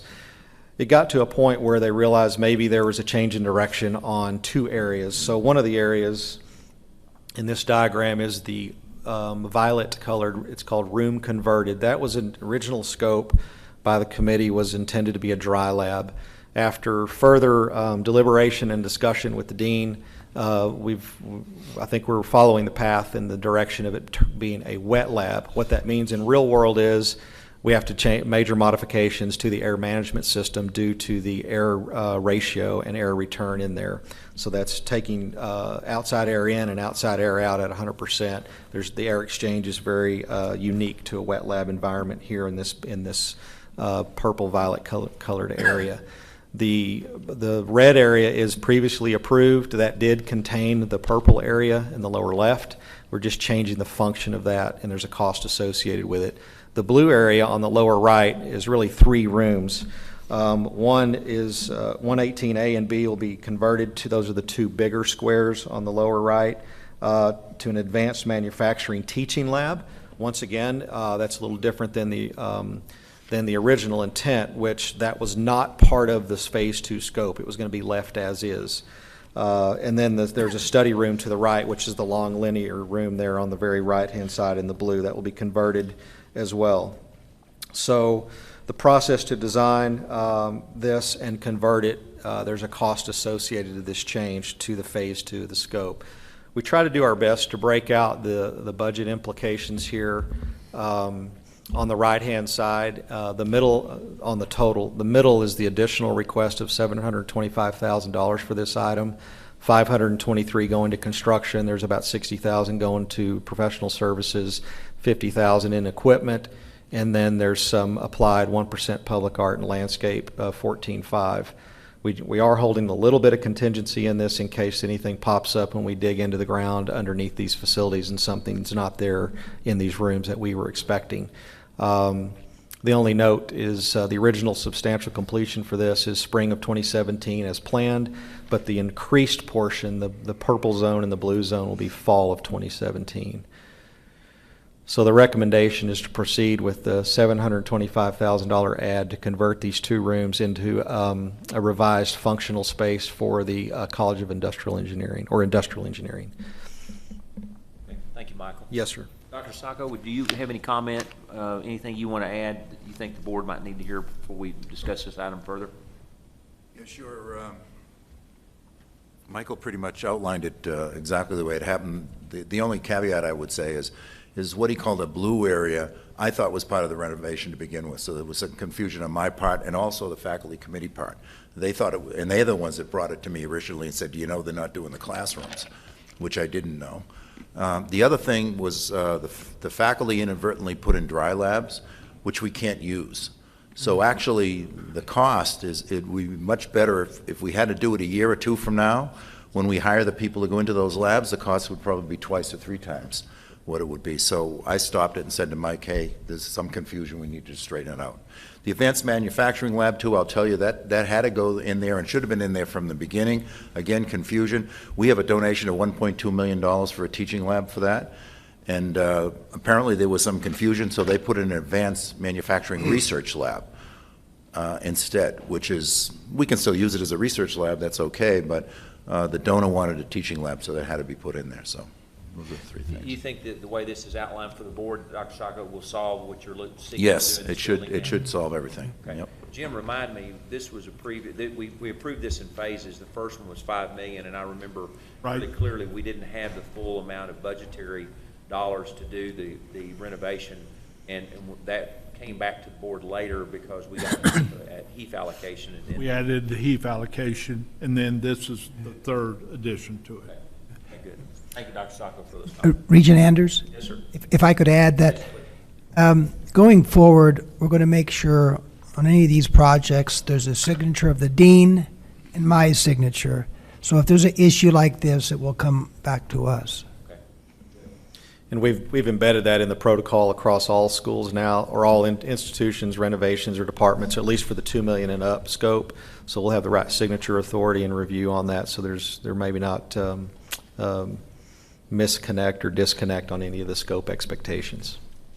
I will tell the board, Mr. Chairman, that Michael and the team spent a lot of time getting this refined before this item came back before the board again for a third time. Is there any other questions of anyone? Question. How many square feet total are in this building? The entire building? Yeah, I'm just trying to, what we've done is we're 40,000 square feet plus is what's kind of in this scenario. So are there other square feet that are going to be added on to this project at another time to be redone, or are we done with this project? Yes, so the 3,237 gross square feet in this change covers all the square footage, but for the entry lobbies, which didn't need anything. That's just the foyers. So this is a total redo, and so the 40,000 square feet is the whole building except for the lobby? Correct, and the Okay. mechanical spaces and such. So there's not going to be another add-on, this particular? Not to my knowledge, Never say nor never. has I been know, discussed. I know, but I'm just trying, because we've added on 3 different times over a period of years, which is a little unusual when we do projects. So I was just trying to clarify, is there going to be another phase that we would at least know? There's no planned phase, nor is there any square footage that has not been covered in the phase 1 or phase All I 2. need to know. Okay. Hey, Michael and Chris, feel free to chime in because you can probably help here. You know, is the 185,000 on the contingency going to be enough? Because I think there's not a real consistent project to project from a percentage standpoint on the contingency. So how do we come up with those dollars? And I obviously feel comfortable and confident that you're going to nail it. But going back to Ron's question, you know, how do we make sure that there's not overages and so forth? So You bet. There's actually a million ways to kind of measure that. So the very beginning of a job, we have obviously a little higher contingency, roughly 15 to 20% sometimes. Right. As we go through the design process, move to a point called a GMP or guaranteed max price with our partner, that contingency typically drops down to 5 to 10. But when I'm reporting contingency here, that's trying to be very transparent, as Regent Huckabee had mentioned early on when he added, let's make sure we get everything clear. So when I reflect contingencies, those are not just a set-aside budget nobody is tied to. It has some of that. It's also contingencies built into the GMP contracts, the CMAR GMP contracts with our partners, which are controlled contingencies within the budget.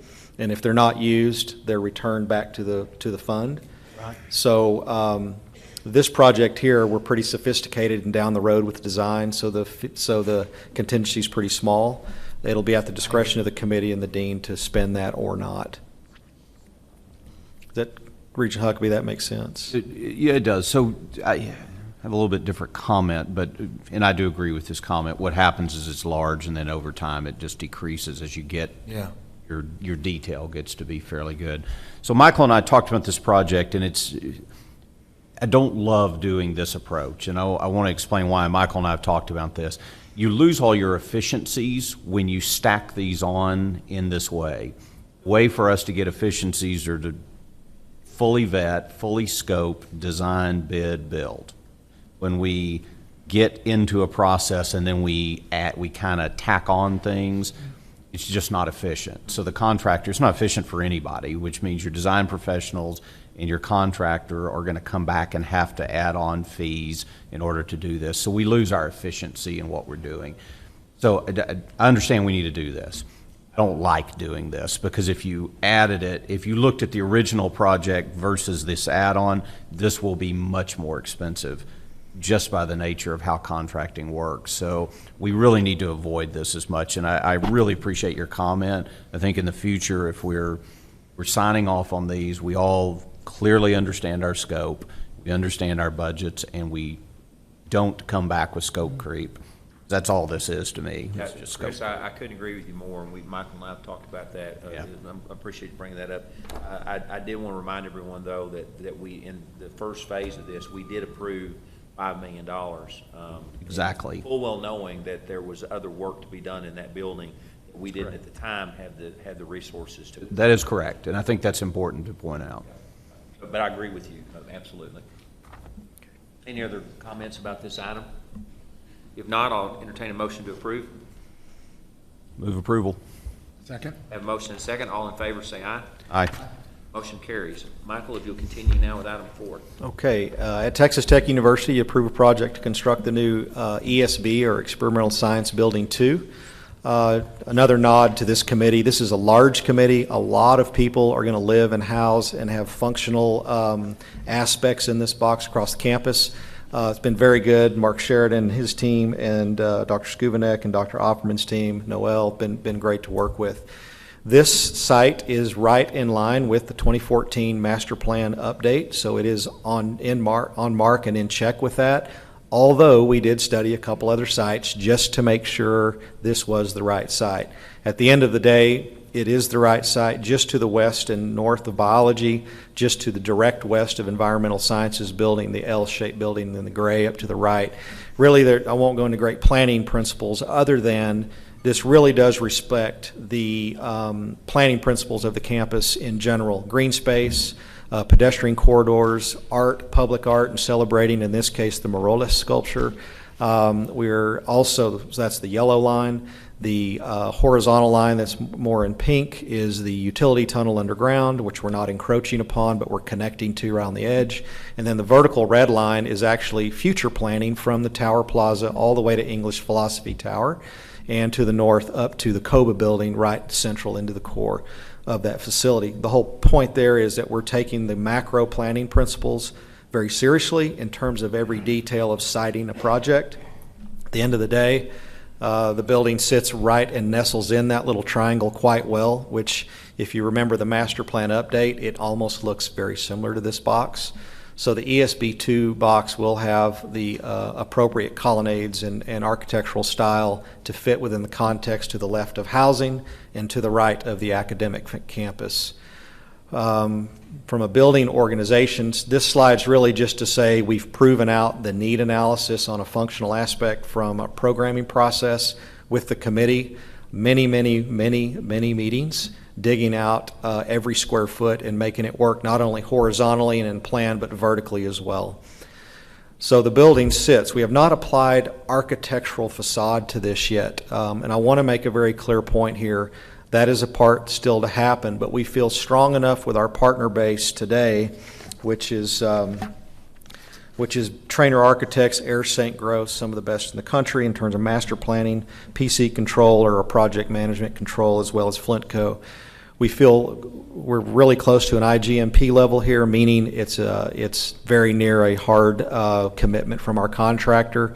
We feel good to move forward with this project primarily because we'd like to roll out a preliminary package so we can start capture the site, start excavation underground. This will have a basement, which I showed on that previous slide. And it gains some time on the front end, roughly 60, 90 days, and we still have some design work to do. But it's not about scale, scope, and size. It's about look and finish and detail, which we felt quite comfortable to move forward with. And of course, we'll be reporting that every board meeting on where we are. On the north side, this faces and creates and really captures a courtyard experience, which is also part of our master plan principles. So that courtyard, that's not the design, but that green space will become quite nice, if you will, inside this area in that plaza. The building right now is roughly 120,000 square feet. We think with positive movement on the bidding process, if we're tracking that 8 to 12% under our projection on the bids, there's usually a couple red lines, but normally we've been coming in quite well under budget. We might be able to increase the project up to 140,000 square feet, depending on how much we gain on the buyout or the bidding. The building will be designed as a flexible, open, and modular high-tech interdisciplinary research facility with the bulleted items below in terms of detailing. Basically, this is a very high science, high sophisticated facility supporting the entire Texas Tech's focus on research enterprise. The budget is total of $77 million with a construction of 53.3, and the FF&E is pretty substantial here just because of the science integration that we're having to put in from an equipment standpoint. So our recommendation on the table is to approve the full $77 million, report to the THECB as a courtesy, amend the CMAR contract as well as the CM agent contract. The funding strategy is $70 million from TRB and then $7 million from HEAF that Texas Tech has put in the bucket. And there was a previously approved $2.2 million that is inclusive of this request. That's the recommendation on the table, sir. Thank you, Mike. Lawrence, do you have any comments about this project you want to share with us? Yes, Regent Anders. In looking at the planning of this building, a greater effort was made to get input of deans, where they were asked to identify thematic areas where there's greater significance of funding. And then in the design of the building, it was meant to be more flexible, so you could kind of juxtaposition groups together to encourage multidisciplinary behavior. You can't force it, but I think something like this will encourage it. One of the challenges we have at Texas Tech is growing our federal research and external funding. It's not going to be achieved through individual investigator awards. You need large multidisciplinary teams. And the intent is this will be an environment for doing that. We've also learned something from the ESB 1. Right now we're kind of at capacity in terms of power and other issues. So there's more flexibility built into this facility. Good. Thank you, Lawrence. When you start to go through design on a project like this, there's a jillion people that you have to please and satisfy, a jillion considerations to be made. One of those jillion is this building going to fit in with the historical architecture that's made this campus so beautiful through the years?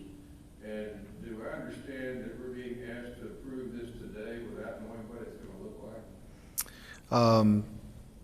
I think my pitch or the language would be more, we have not designed the exterior skin specific to Spanish Renaissance, but we are committed and know that this is in the historic district, and it'll embody that vernacular or the buildings around it per the 2014 master plan. Will stay within those guidelines. Go ahead, Brian. Good point. Good question. Keep going. I'm sorry. I didn't mean to talk over. So when you look at the skin here, this is really representing all of the work and planning done to date from a programming needs perspective functionally. You can see there's colonnades that will be embedded at a pedestrian scale or down at the ground level. This will not be a glass box. It'll be indicative of the Murray Hall, the Carpenter Wells complex, which is the right mix of, in simplified terms, brick, mortar, all the materials and roofing materials that embody what our fabric is from a campus context perspective. So what I'm really saying is 100% in line with Span Ren design, not deviating from that in any way. I think in best case what we can do as soon as we have the renderings agreed upon, we can forward those to the board maybe as soon as possible. They're just not there yet, and we didn't want to indicate anything other than exactly what it's going to look like. Man, that's really disappointing. I thought for $77 million we could get it to look like the Health Science Center. For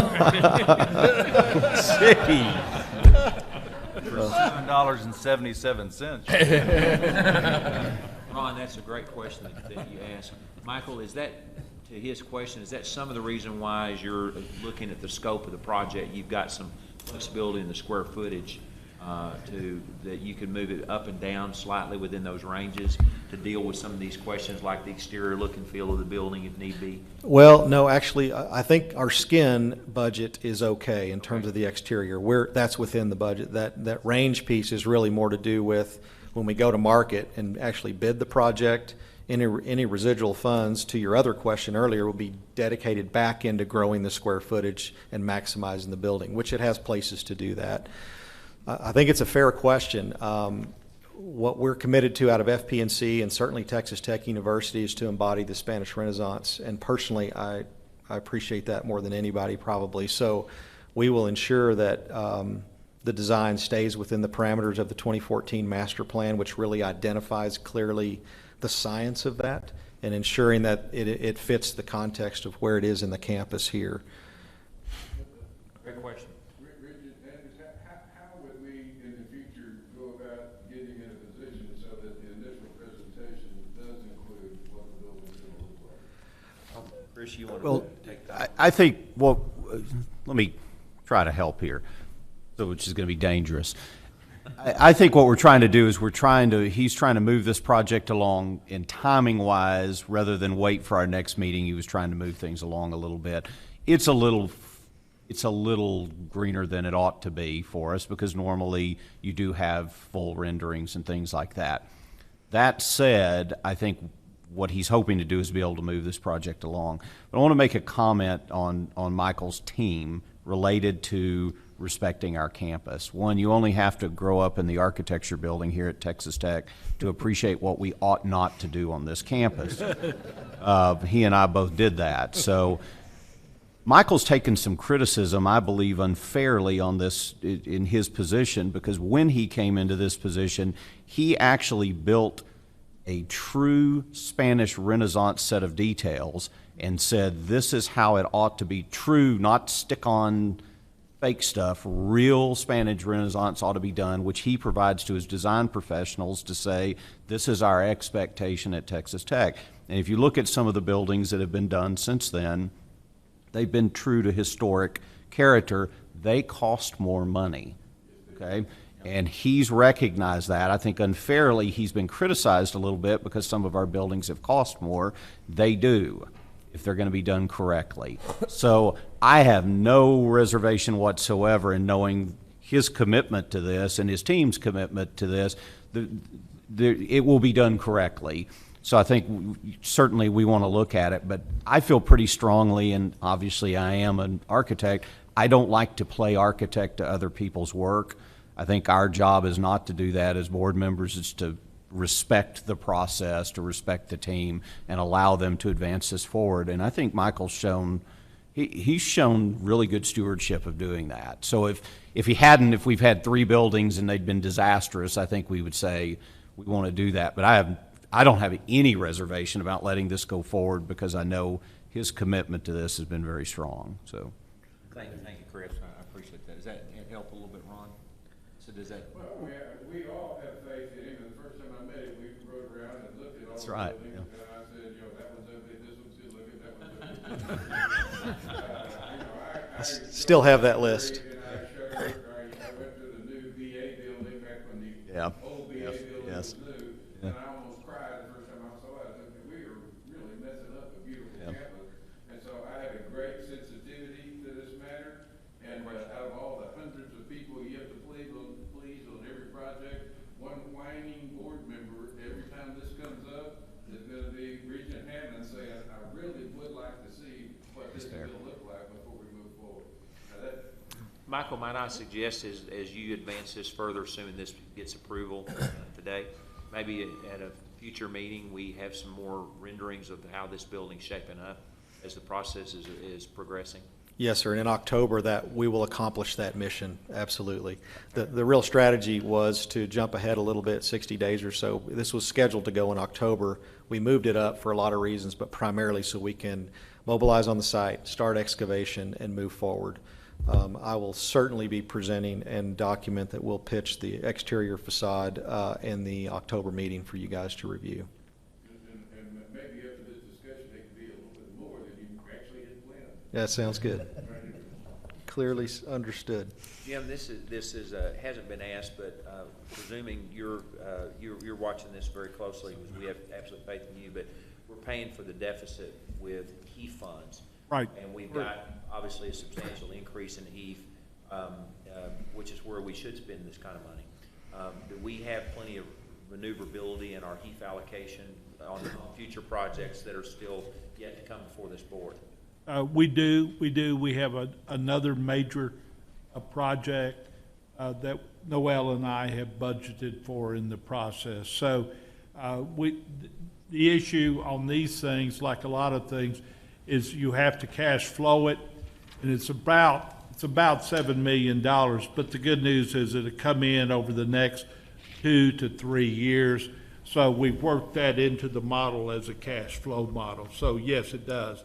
And as Ms. Mofford mentioned, we'll make sure we spend the TRB first, and if we had any savings, we would get it from that end. And Larry, I believe when you apply for a TRB, you're only allowed to apply for 90%. Okay.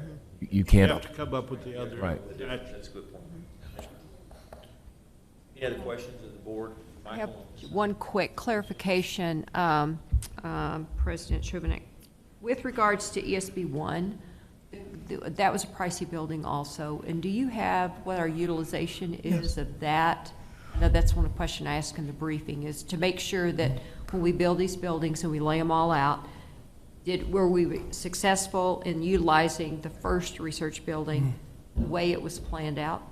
Yeah, that building is fully utilized. In fact, I just met with Dr. Guy Lonergan, our interim VPR. He also provided an analysis of the productivity coming out of square footage in terms of research dollars generated. But we're going to be, we are going to have a different approach to monitoring productivity in this building. There's sort of a squatter's rights mentality that occurred there. People will be asked to justify their continued presence in this building, not just in ESB 2, but in ESB 1, based on the productivity. That's great. Hey, Chancellor, kudos to you and Martha and Michael and your entire team. You know, this project, especially as it's recommended, points out the impact you've had not only with HEAF, but the success on TRBs, and so kudos to you for that, man. Any other questions? Move approval. So move. Second. Have a motion second. All in favor? Aye.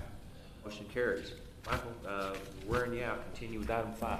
Sounds good. Item 5 is also at Texas Tech University to authorize a power purchase agreement for Texas Tech University's Junction campus. To orient you, if you haven't been to that campus, it's just to the south of the city of Junction in the yellow area that runs the north side, and the west side is bounded by the river there. From a diagrammatic perspective, this is kind of the site that's been identified for the location of this technology, which basically, from a functional perspective, it's a system that is a solar tracking system for multiple types of solar panels, and they approached Texas Tech for this initiative to execute this agreement. Mr. Huffaker, certainly Noel, Mr. Brunges, a lot of people have had input on this. In a very high level, this executes about 3 acres to install this mechanism, and it operates a solar-powered electric generating system. It will actually provide power to the grid at the Junction campus. The terms will have access to the system, meaning the actual technology for research, which qualifies as a GLEAM milestone. The system will provide about 50% of the consumption for TTU Center's power needs, meaning the Junction campus. The initial term of 15 years plus 2 5-year optional renewal periods. There are some outs after the first 6 months post-execution if the system's not been commenced, and then the other one is an event of default that remains uncured. I'll stop there just for a second, and Dr. Skuvanek and or others that worked on this, any comments strategically about the value of this opportunity? Well, beyond reducing the energy cost at the Llano River Field Station, Sun Tracker did meet with faculty, with people there and with some engineering faculty, and there would be some opportunities for research and some academic programs related to modeling and data analysis of grid systems, and then maybe design of panels that will go into this mechanism. So that would be some impact it would have on academic and research. It wouldn't be significant, however. Regent Steinmetz, you had a question about this in our pre-briefing. I just wanted to let you know in terms of the quality of the installation will be no different than any of our campuses across the system, whether it's ASU or Texas Tech or HSC. So the inspection processes and the QA processes will still be embedded in this installation if it is approved. So it will be built in a quality manner. Is it fair to say the primary value of this then would be economic then, Lawrence? Is that how you would view this item? Yeah, to the extent that it would reduce their energy bill by about $20,000 to $25,000 a year. That's what they pay for electricity. But it also is going to count as one of the benchmarks for this GLEAM project, which was funded by the Emerging Technology Fund that's related to energy and storage. Mr. Huffaker, were we able to confirm the assignability of this particular agreement? Able to confirm the what? The assignability of this particular agreement on the contract So that it can be assigned. to other parties if we elected? Yes. So could you just briefly tell me about Gleam? I mean, are you saying this, what's driving this is we're going to get credit towards Gleam? I'm really not understanding the primary reason why we're doing this. Yeah, well, so Gleam was one of the last projects funded by the Governor's Emerging Technology Fund. Okay. If we get all of the money that's been discussed in that proposal, it'd be $12 to $13 million. Okay. And so some of the principals involved in that project approached the Llano River Field Station about putting this test bed on that campus because, as it says in the agenda item, Gleam is really aimed at all sort of manners of innovation related to energy production, battery storage, and grid development. So that was, I think, part of the motivation that they went to the field station to begin with. I don't think it's essential for the Gleam project that be here, though. John, a question for you. Have we looked at the viability of the Peru entity, and have we got that far in our investigation? We have not, but that's a good point that needs to be pursued. I think one of the initial questions was that you have a company that has approached us that is willing to spend a lot of money on infrastructure development to put in something. I'm trying to figure out their benefit when our benefit was a reduction in our costs with Junction Campus. And then we looked at what the academic part of it is. And you're stating that the academic piece is not a significant part of research. Right. And is it 25,000 is the reduction? That's not insignificant. Right. But I was trying to figure out clearly why we're doing it. I think it's an interesting project, but who's the main beneficiary? Well, because Tech is supposed to be the main beneficiary when we use our land. Well, as the purpose of the Junction campus has gone to being a site where they offer instruction to a research field station, I think the people there saw this as an opportunity to potentially grow research activity at the Llano River Field Station. So they were very supportive. I think the footprint there is going to be very minimal and small, and so they didn't think it would Could you really put that back up, Michael? The diagram? Yeah. There you go. So it's going to be 3 acres, right? Yes, and let me just, the red box does not mean. It does. I don't think that's accurate, is it? That is not, the red box is not intended to be exactly 3 acres. It's just to say it'll be that side of the site to the south of the property away from the main. Thanks a lot, buildings. Michael. Can it be, the side of this, Michael, be somewhat obscured from line of sight from the main campus? Yes, sir. It's not obvious that it's. Yes. I think it's going to be on the edge of that It's open field. On the left edge or right. On the bottom. Yeah. And they talked about putting landscaping there to obscure its presence. That's true. And I think it's only going to be about 1.5 acres. The 3 acres is actually inclusive of access to it, making sure there's a way to get to it and not from roadways. And so it'll include the gross square footage it would allow them to get to it, operate it, maintain it, and exit as well. Mm-hmm. I've been to this site. Isn't this the old Junction Boys Bear Bryant football field? Yes, sir. I mean, if that's the way you pull in, because that is not a hidden, you're going to drive. You're going to part of their enhance it by putting this there. Solar field, yeah. Part of the agreement would be to screen it with landscaping, et cetera. It's nothing to protect there, sidewise. Right. Lawrence, do you feel then, because Michael and I talked about this item too before we left it on the Facilities Committee. Is this something you feel very strongly as you've talked to your Well, question for the Chancellor?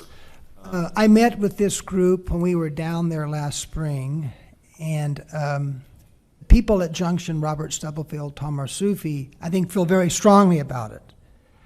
I think they think the impact in terms of visual effects will be minimal, and they do think it's going to help grow the research activity there.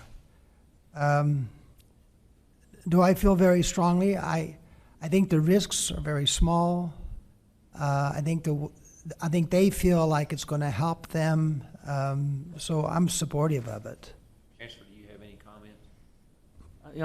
I think that I do think the risks are very small here, and I've been there several times, and that is not the most scenic part of the facility, but they also have solar already there on the parking areas, and I think it's consistent with what they're trying to do. And I think they really are trying to develop that into an innovative research facility. It does fit with GLEAM, which is a major research effort that we have through the ETF. It's consistent with what we're trying to do there, so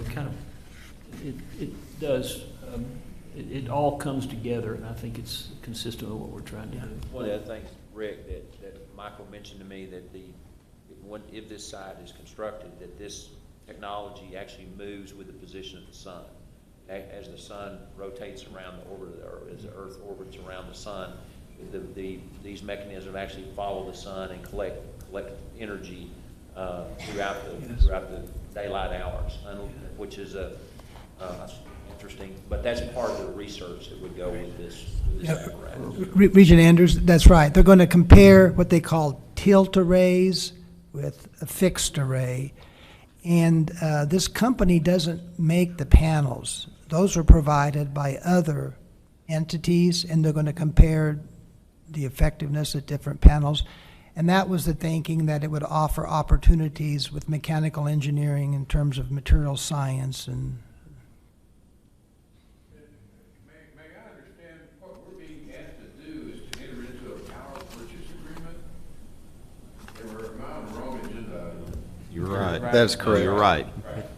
So we're not building anything, we're not rid of. They're providing. They're taking all the risk of building the infrastructure of this item. All we're doing is. So are we selling or leasing the site, or what are we? Well, we'll be authorizing use of the site, of so land. it's got a component of lease-like aspect to it, In because this power purchase agreement, we're gonna authorize them to build power generation solar panels on our land, and then what happens? Does it expire in 50 years or 20 years? it's a Gene. 15-year agreement with 15-year, two with possible 2 5s. 5-year options.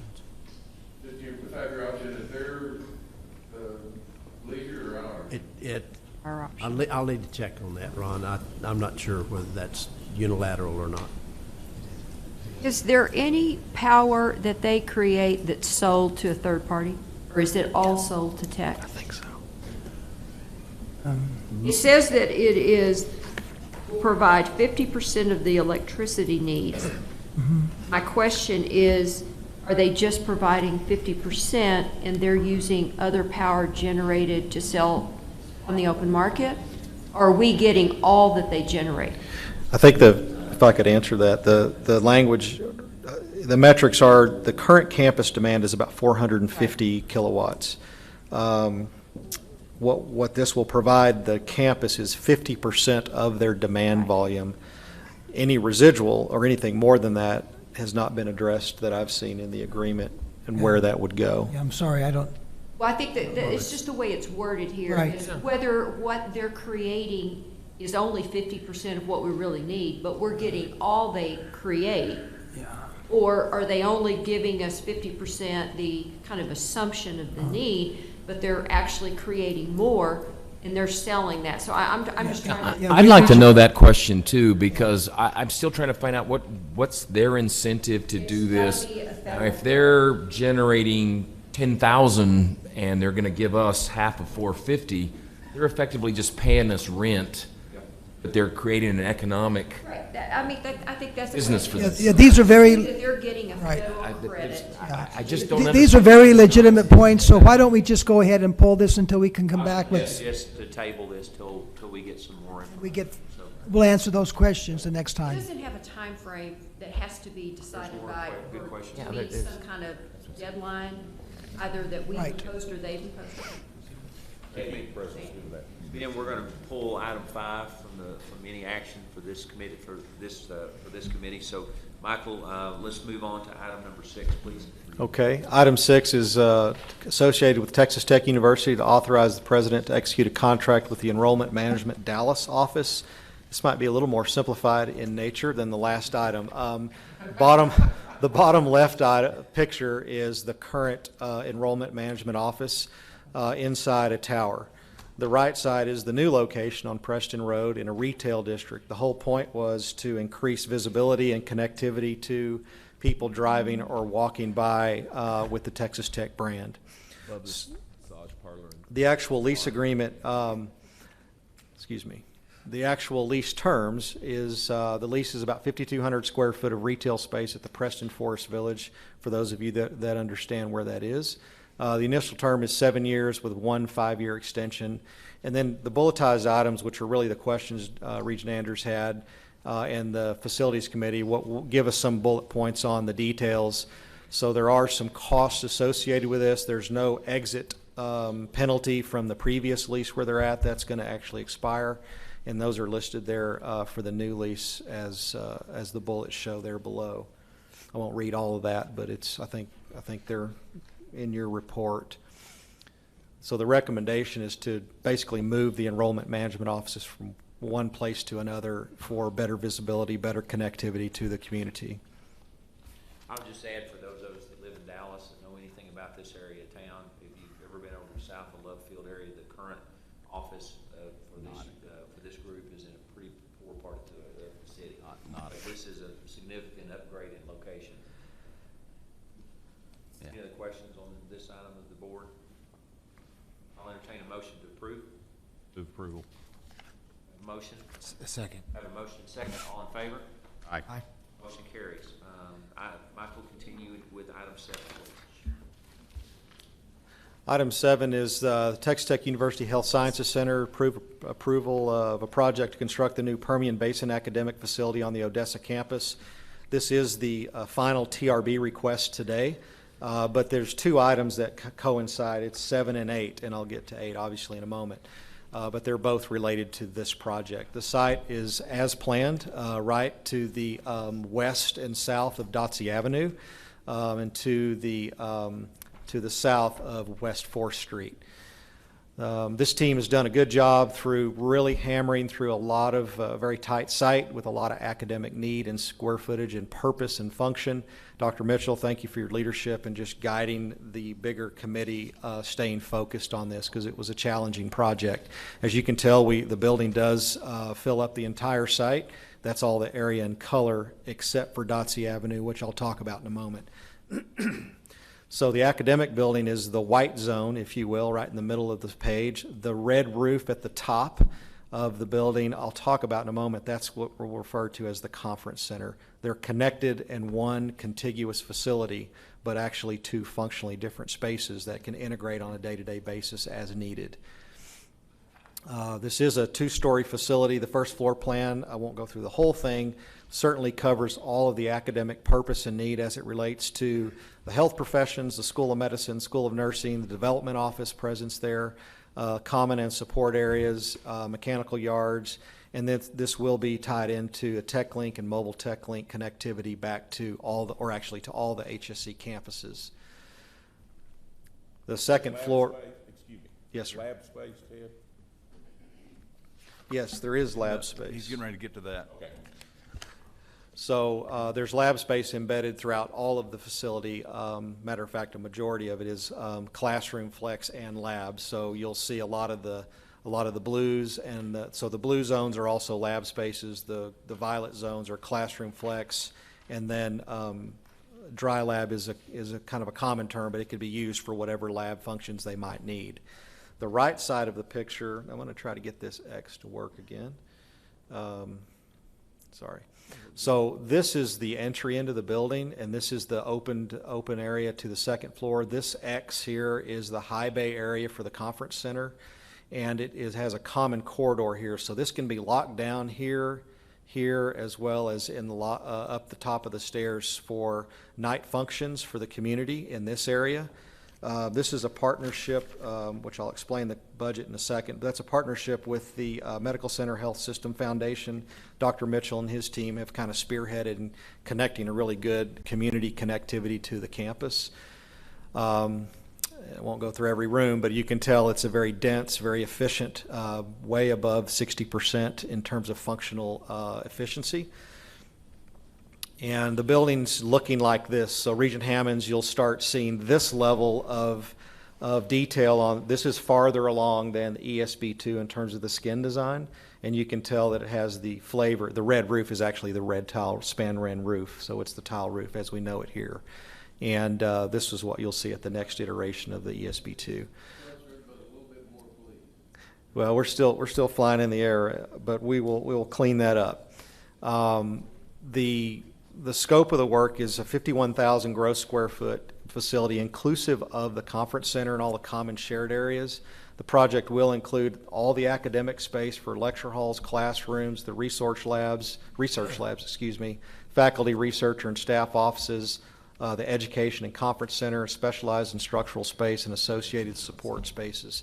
They will all be connected, as I mentioned earlier, to HealthNet and distance learning capabilities. The budget's $19.8 million for, that's really the TRB portion. The $2.5 million is the pledge from the MCH, and together it's the $22.3 million total scope, and the budget is broken down as shown.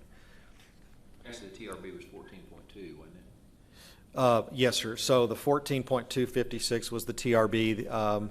Elmo's infamous unexpended plant funds cash of $5.5 million, and then the gift of $2.5 million for the pledge for the conference center connectivity to the campus. Dr. Mitchell, do you want to make any comments about this building? Yes, sir. Thank you. Thank you, Mr. Andrews. One of the things with the separation of HSC El Paso as a separate university, all of our growth is going to occur on our existing campuses. And one of the things is we start developing multiple schools on a given campus. If you look at the growth that we have there, we're pretty rapidly outgrowing where we are. So this is put in an area between us and the hospital that we're actually, the next thing he's going to talk about is closing off one of the streets. So we're working toward making this a walking campus. So it's truly a campus, where it's not just a building stuck in the middle of something that happens to be by a hospital. And the work that we've done with MCH, with Medical Center Hospital there, has been wonderful because we've done all of our plans around our TRB. And then they gave us the additional funding just to, as they've worked with Michael's group on tagging on this conference center there with it, that quite frankly is going to be wonderful for us as well, for holding conferences and other things that we're getting the funding from them to do. So this is kind of the next step for us on this particular, on the Permian Basin campus, for really making it a true campus. We're finishing up with a building in Abilene right now. We've got the ribbon cutting coming up next month. But what we're really trying to do is, as I mentioned this earlier, we're trying to focus on our buildings now for the next few years on getting our campuses really fleshed out. And this really is a big step in that direction. And I will tell you that Molina's group's been very, very good about this, because what I was really worried about happening was getting at the back of the queue with our TRB stuff. But we've really, it's taken a lot of work with our space committees, but we've really had these things moving forward. And who owns the block between this site and what looks like the hospital? MCH. It's MCH. Okay. Yeah, they own that. And one of the things that they're talking about doing, you're talking about in the bottom left-hand corner there? No, I got this up on Google Maps, and there's a big area between us and the hospital that the hospital owns. And a whole block there. The hospital owns that. Okay. And actually, that's one area that they looked at putting an apartment complex. For us. Oh. Yeah, that's better. Okay. So, Mr. Chairman, the recommendation is as written on the board with the same detail I just described. You can probably get one pretty easy. Any other questions of Dr. Mitchell or any questions of the board on this side? If not, I'll call for a motion. So moved. A motion, I hear a second. Second. Motion Motion and second, all in favor? Aye. Motion carries. Thank you, Michael. Proceed with item 8. So item 8 is still tied to the same Odessa campus, and you'll see the same diagram. The key note here is this this street here this ties from an axial perspective right into the core pedestrian campus here. There's a building here with a common area here that goes all the way up to the parking zone on the north side of the building. So this accentuates a buffer from these property owners here. The city has already agreed to abandon Dotsy, sell it to us. The appraised estimated value at this point is $10,500. The appraisal, we're still waiting the final appraisal from the city, but they feel like from their in writing that was where the number is. If it deviates, we will certainly get with Dr. Mitchell immediately and work through that, but there's no expectation of that. The whole point is this is a fire lane, but it's also a landscape. It doesn't mean it's a street necessarily. It becomes a park space, but we will need to provide fire access through that corridor.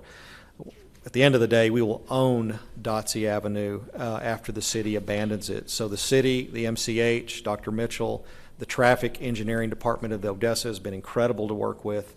Everybody's in agreement that this is a good thing for the overall growth of pedestrian corridor on not just our campus, but ultimately the city has an idea of 4th Street connecting all the way downtown as a pedestrian mall, and this is just a step on our side of the equation to support that. So the little bit of detail, it's about 0.37 acres, Dotsy Avenue itself. The purchase will allow for closing that street, so no through vehicular traffic other than fire access, conversion of that asphalt to a green belt or a park, which accentuates the pedestrian corridor, create a buffer zone between the property to the east, and then incorporation of an emergency fire access to the building within the zone. Obviously, the fire marshal offices in Odessa have been had a lot of input on this process as well. So the recommendation is to establish a $10,500 approval to negotiate and execute this agreement with the city of Odessa, and then purchase the property outright, estimated at $10,500. The property purchase will be funded with designated funds interest earnings as designated by the HSC. And Regent Monfort, we're converting asphalt to greenway. For you. First time that I've ever said that in one of these meetings. All right, let's say it more. Staying with that comment, do we have the funds and Regents rules in the academic building to make the improvements once we acquire this property? Yes, sir. Okay, so Correct. that's budgeted in the building itself. Once we Oh, acquire sorry. No, we have the authority to do that with your approval. The budget itself is not part of the TRB fund. Okay. It's coming from a designated funds interest earnings, which Elmo has approved. Maybe not asking the question. You're talking about improvements, the improvements. I'm talking about improvements to convert this to Sorry. green belt. Yes, sir. It is in the project scope. Apologize. Yes. Great. Any questions on this item from anyone? If not, I'll entertain a motion to approve. Move approval.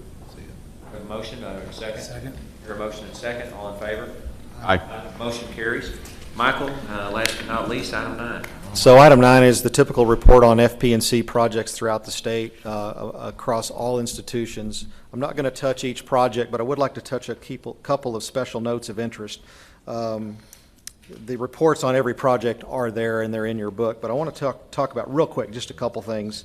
One of the key things that the board had brought to our attention 6 years ago was, let's make sure there's equal opportunity for all partners, level the playing field for partnership. And I think it's interesting, currently under the 19 major projects that we have going on that are either moving brick and mortar or soon to be moving brick and mortar, there's 15 different design professionals on our docket in terms of our partner base. These are all top tier partners. Our general contracting community is 10 of the 19, and then we have some CM agents of 6 different companies there. One thing I think to note, and I talked about it a little bit in a couple of the projects, is our projected budget is in a really good position as it relates to our buyout. So we expect this and plan for this, go through the processes in terms of scope. At the end of the day, we're somewhere around 8% below projection in terms of buyout or bidding. And those funds, as we've talked about earlier, are re-energized into the project scope, or depending on the funding type, return to the funding source. And I think that's an interesting note to make note. The Innovation Hub here in Lubbock, Texas is exciting. We just received our Silver LEED certification this month for that from a sustainability perspective, so we'll be celebrating that soon. It takes a while to measure and archive and prove that out to the powers that be, and we've just received notification formally by letter from the USGBC, the Green Building Council. Regent Steinmetz, in response to one question you asked, what keeps me up at night in our briefing? And there's a lot of things tough about our business, but I think the one thing right now in our economy in the design construct industry is labor. Not only the labor knowledge, but the labor, just the mass. And there's a lot of construction going not only in the state, but in the south central United States. And we are currently kind of battling on the bid zone between Texas, Oklahoma, New Mexico, and Arizona. So we have partners right now. We can't cover all that if it's in Lubbock or ASU or wherever it is, just by the local market of contractors, subcontractors. So we're having to reach out, which is a good thing, but it's also it's a unique thing that we haven't dealt with very often. Rarely do we see bidders from Arizona or Oklahoma City, and even San Antonio, some, but now even more than normal. DFW's always had a play out here, but I think that's something we just need to keep an eye on. It's a good thing, and meaning the state's got a lot of work, a lot of labor, a lot of jobs going on, but to be competitive, locally, it's a little tougher for people locally versus from other places. So I think that's the one thing in answer to your question on our phone call. Building performance, I think it's important to note, after almost 2 years of West Village being in operation, it's indicative of some new technologies, ICF, the green boxes that we've been building with foam that look kind of odd, filled with concrete. The performance rating's huge. We integrated a new technology there with some mechanical technologies that are not adjacent to our tunnel system. In that building, in relation per the Res Life folks, in relation to all the other res halls, they're tickling 25% more efficient in energy consumption than any building on the Res Life side, which is pretty awesome. Big month this month. We have about 21 days to finish Arcoba, North End Zone, Maddox Engineering Research Center in Abilene. We have many ribbon cuttings and groundbreakings about to happen in September. So our team is definitely in the red zone, if you will, and we're going to make those. There will be some deficiencies here and there, some punch list items we have to clean up. Our contractors, we've identified those. So if you see any of those, feel free to shoot them to me, and that's okay. It's not a problem, but all those operations will be open for business for the fall. Just know the next 21 days are going to be a little bit wild. The North End Zone looks a little rough right now, but in the next 12 days, you'll see a dramatic difference in what that's going to look like. So we're about fourth and short on that one. We will make kickoff. Fortunately, it is a night game, as you guys like to joke about. That's all I had for you, sir, today. Michael, thank you. Excellent job. I appreciate you and your team's report and all the hard work that goes on behind the scenes. A lot of things keeping you busy these days. Is there any other questions, Michael, before we move on? Michael, thank you for that report. That being the end, Mr. Chairman, this concludes the meeting of the Facilities Committee. Thank you so much. We will now break for lunch. We will reconvene at 1:35 and immediately go into executive session. And that will be our last item for the day. Chancellor. So let's break for lunch. I don't even see double T.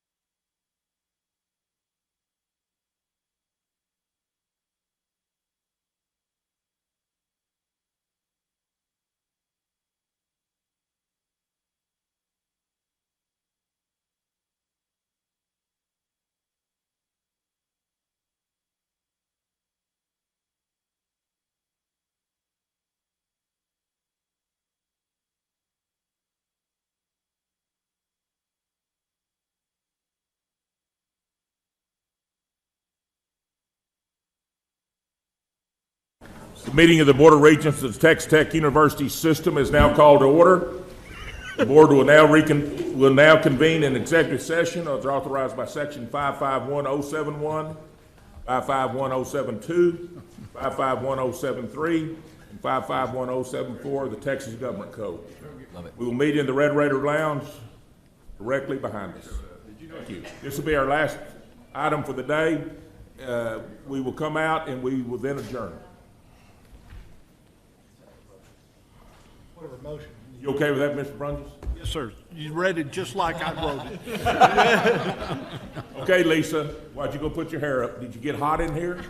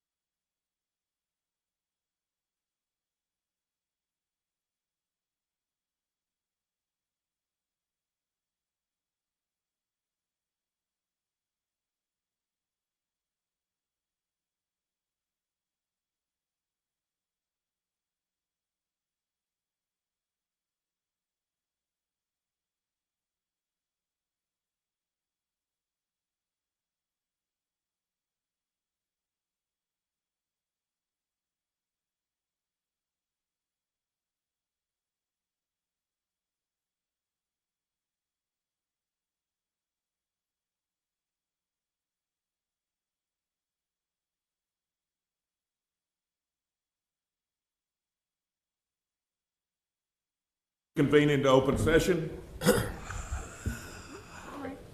Regent Montford, please present the motions regarding the items discussed in executive session. Mr. Chairman, there are 9 action items resulting from executive session. Motion number 1, having determined that a revised employment agreement with the Chancellor is in the best interest of the system, I move that the Board authorize the Chair to conclude the negotiations and execute a revised employment agreement with the Chancellor under the terms and conditions set forth in executive session. Is there a second? Second. All those in favor? Aye. Opposed? Motion passes. Please continue. Motion number 2, having determined that revised employment agreements with the presidents of Angelo State University, Texas Tech University Health Sciences Center, and Texas Tech University Health Sciences Center at El Paso are in the best interest of the institutions. I move that the Chancellor be authorized to conclude the negotiations and execute a revised employment agreement with Dr. Brian May, Dr. Ted Mitchell, Dr. Richard Lang under the terms and conditions set forth in executive session. Is there a second? Second. All those in favor? Aye. Opposed? The motion passes. Please continue. Motion number 3, I move that the Board authorize the naming of colleges or schools in accordance with the terms and conditions set forth in executive session and delegate to the Chancellor the authority to announce the namings at the appropriate time. Is there a second? Second. All those in favor? Aye. Opposed? Motion passes. Please Motion, continue. motion number 4, I move that the Board authorize President Lang to conclude negotiations and execute the purchase documents for real property number 1 in the city of El Paso as identified in executive session under the terms and conditions set forth in executive session. Is there a second? Second. All those in favor? Aye. Opposed? Motion passes. Please continue. Motion number 5, I move that the Board authorize President Lang to conclude negotiations and execute the purchase documents for real property number 2 in the city of El Paso as identified in executive session under the terms and conditions set forth in executive session. Is there a second? Second. All those in favor? Aye. Opposed? Motion passes. Mr. Chairman, motion number 6, I move that the Board authorize the President of Texas Tech University and the President of the Texas Tech University Health Sciences Center to conclude negotiations and execute the agreements for a lease purchase transaction under the terms and conditions set forth in executive session. Is there a second? Second. All those in favor? Aye. Opposed? Motion passes. Please continue.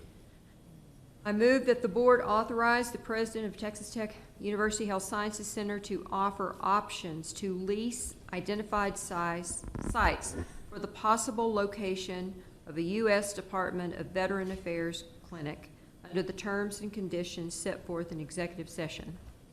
Is there a second? Second. All those in favor? Aye. Opposed? Motion passes. Mr. Chairman, motion number 8, I move that President Chubanek be authorized to conclude the negotiations and execute a modification of the employment agreement with Kirby Hokut as Texas Tech University's Director of Athletics under the terms and conditions set forth in executive session. Is there a second? Second. All those in favor? Aye. Opposed? Motion passes. Mr. Chairman, motion number 9, I move that President Chubanek be authorized to conclude the negotiations and execute a modification of the employment agreement with Tim Tadlock as head coach of the university's baseball team under the terms and conditions set forth in executive session. Is there a second? Second. All those in favor? Aye. Opposed? Motion passes. Please continue. We're getting a little weak here. We're getting a little weak. We're numb. I don't think we've ever had this many motions. We're numb. Mr. Chairman, there is no action of any kind to be taken on the remaining items posted for and discussed in executive session. Thank you, Regent Montford.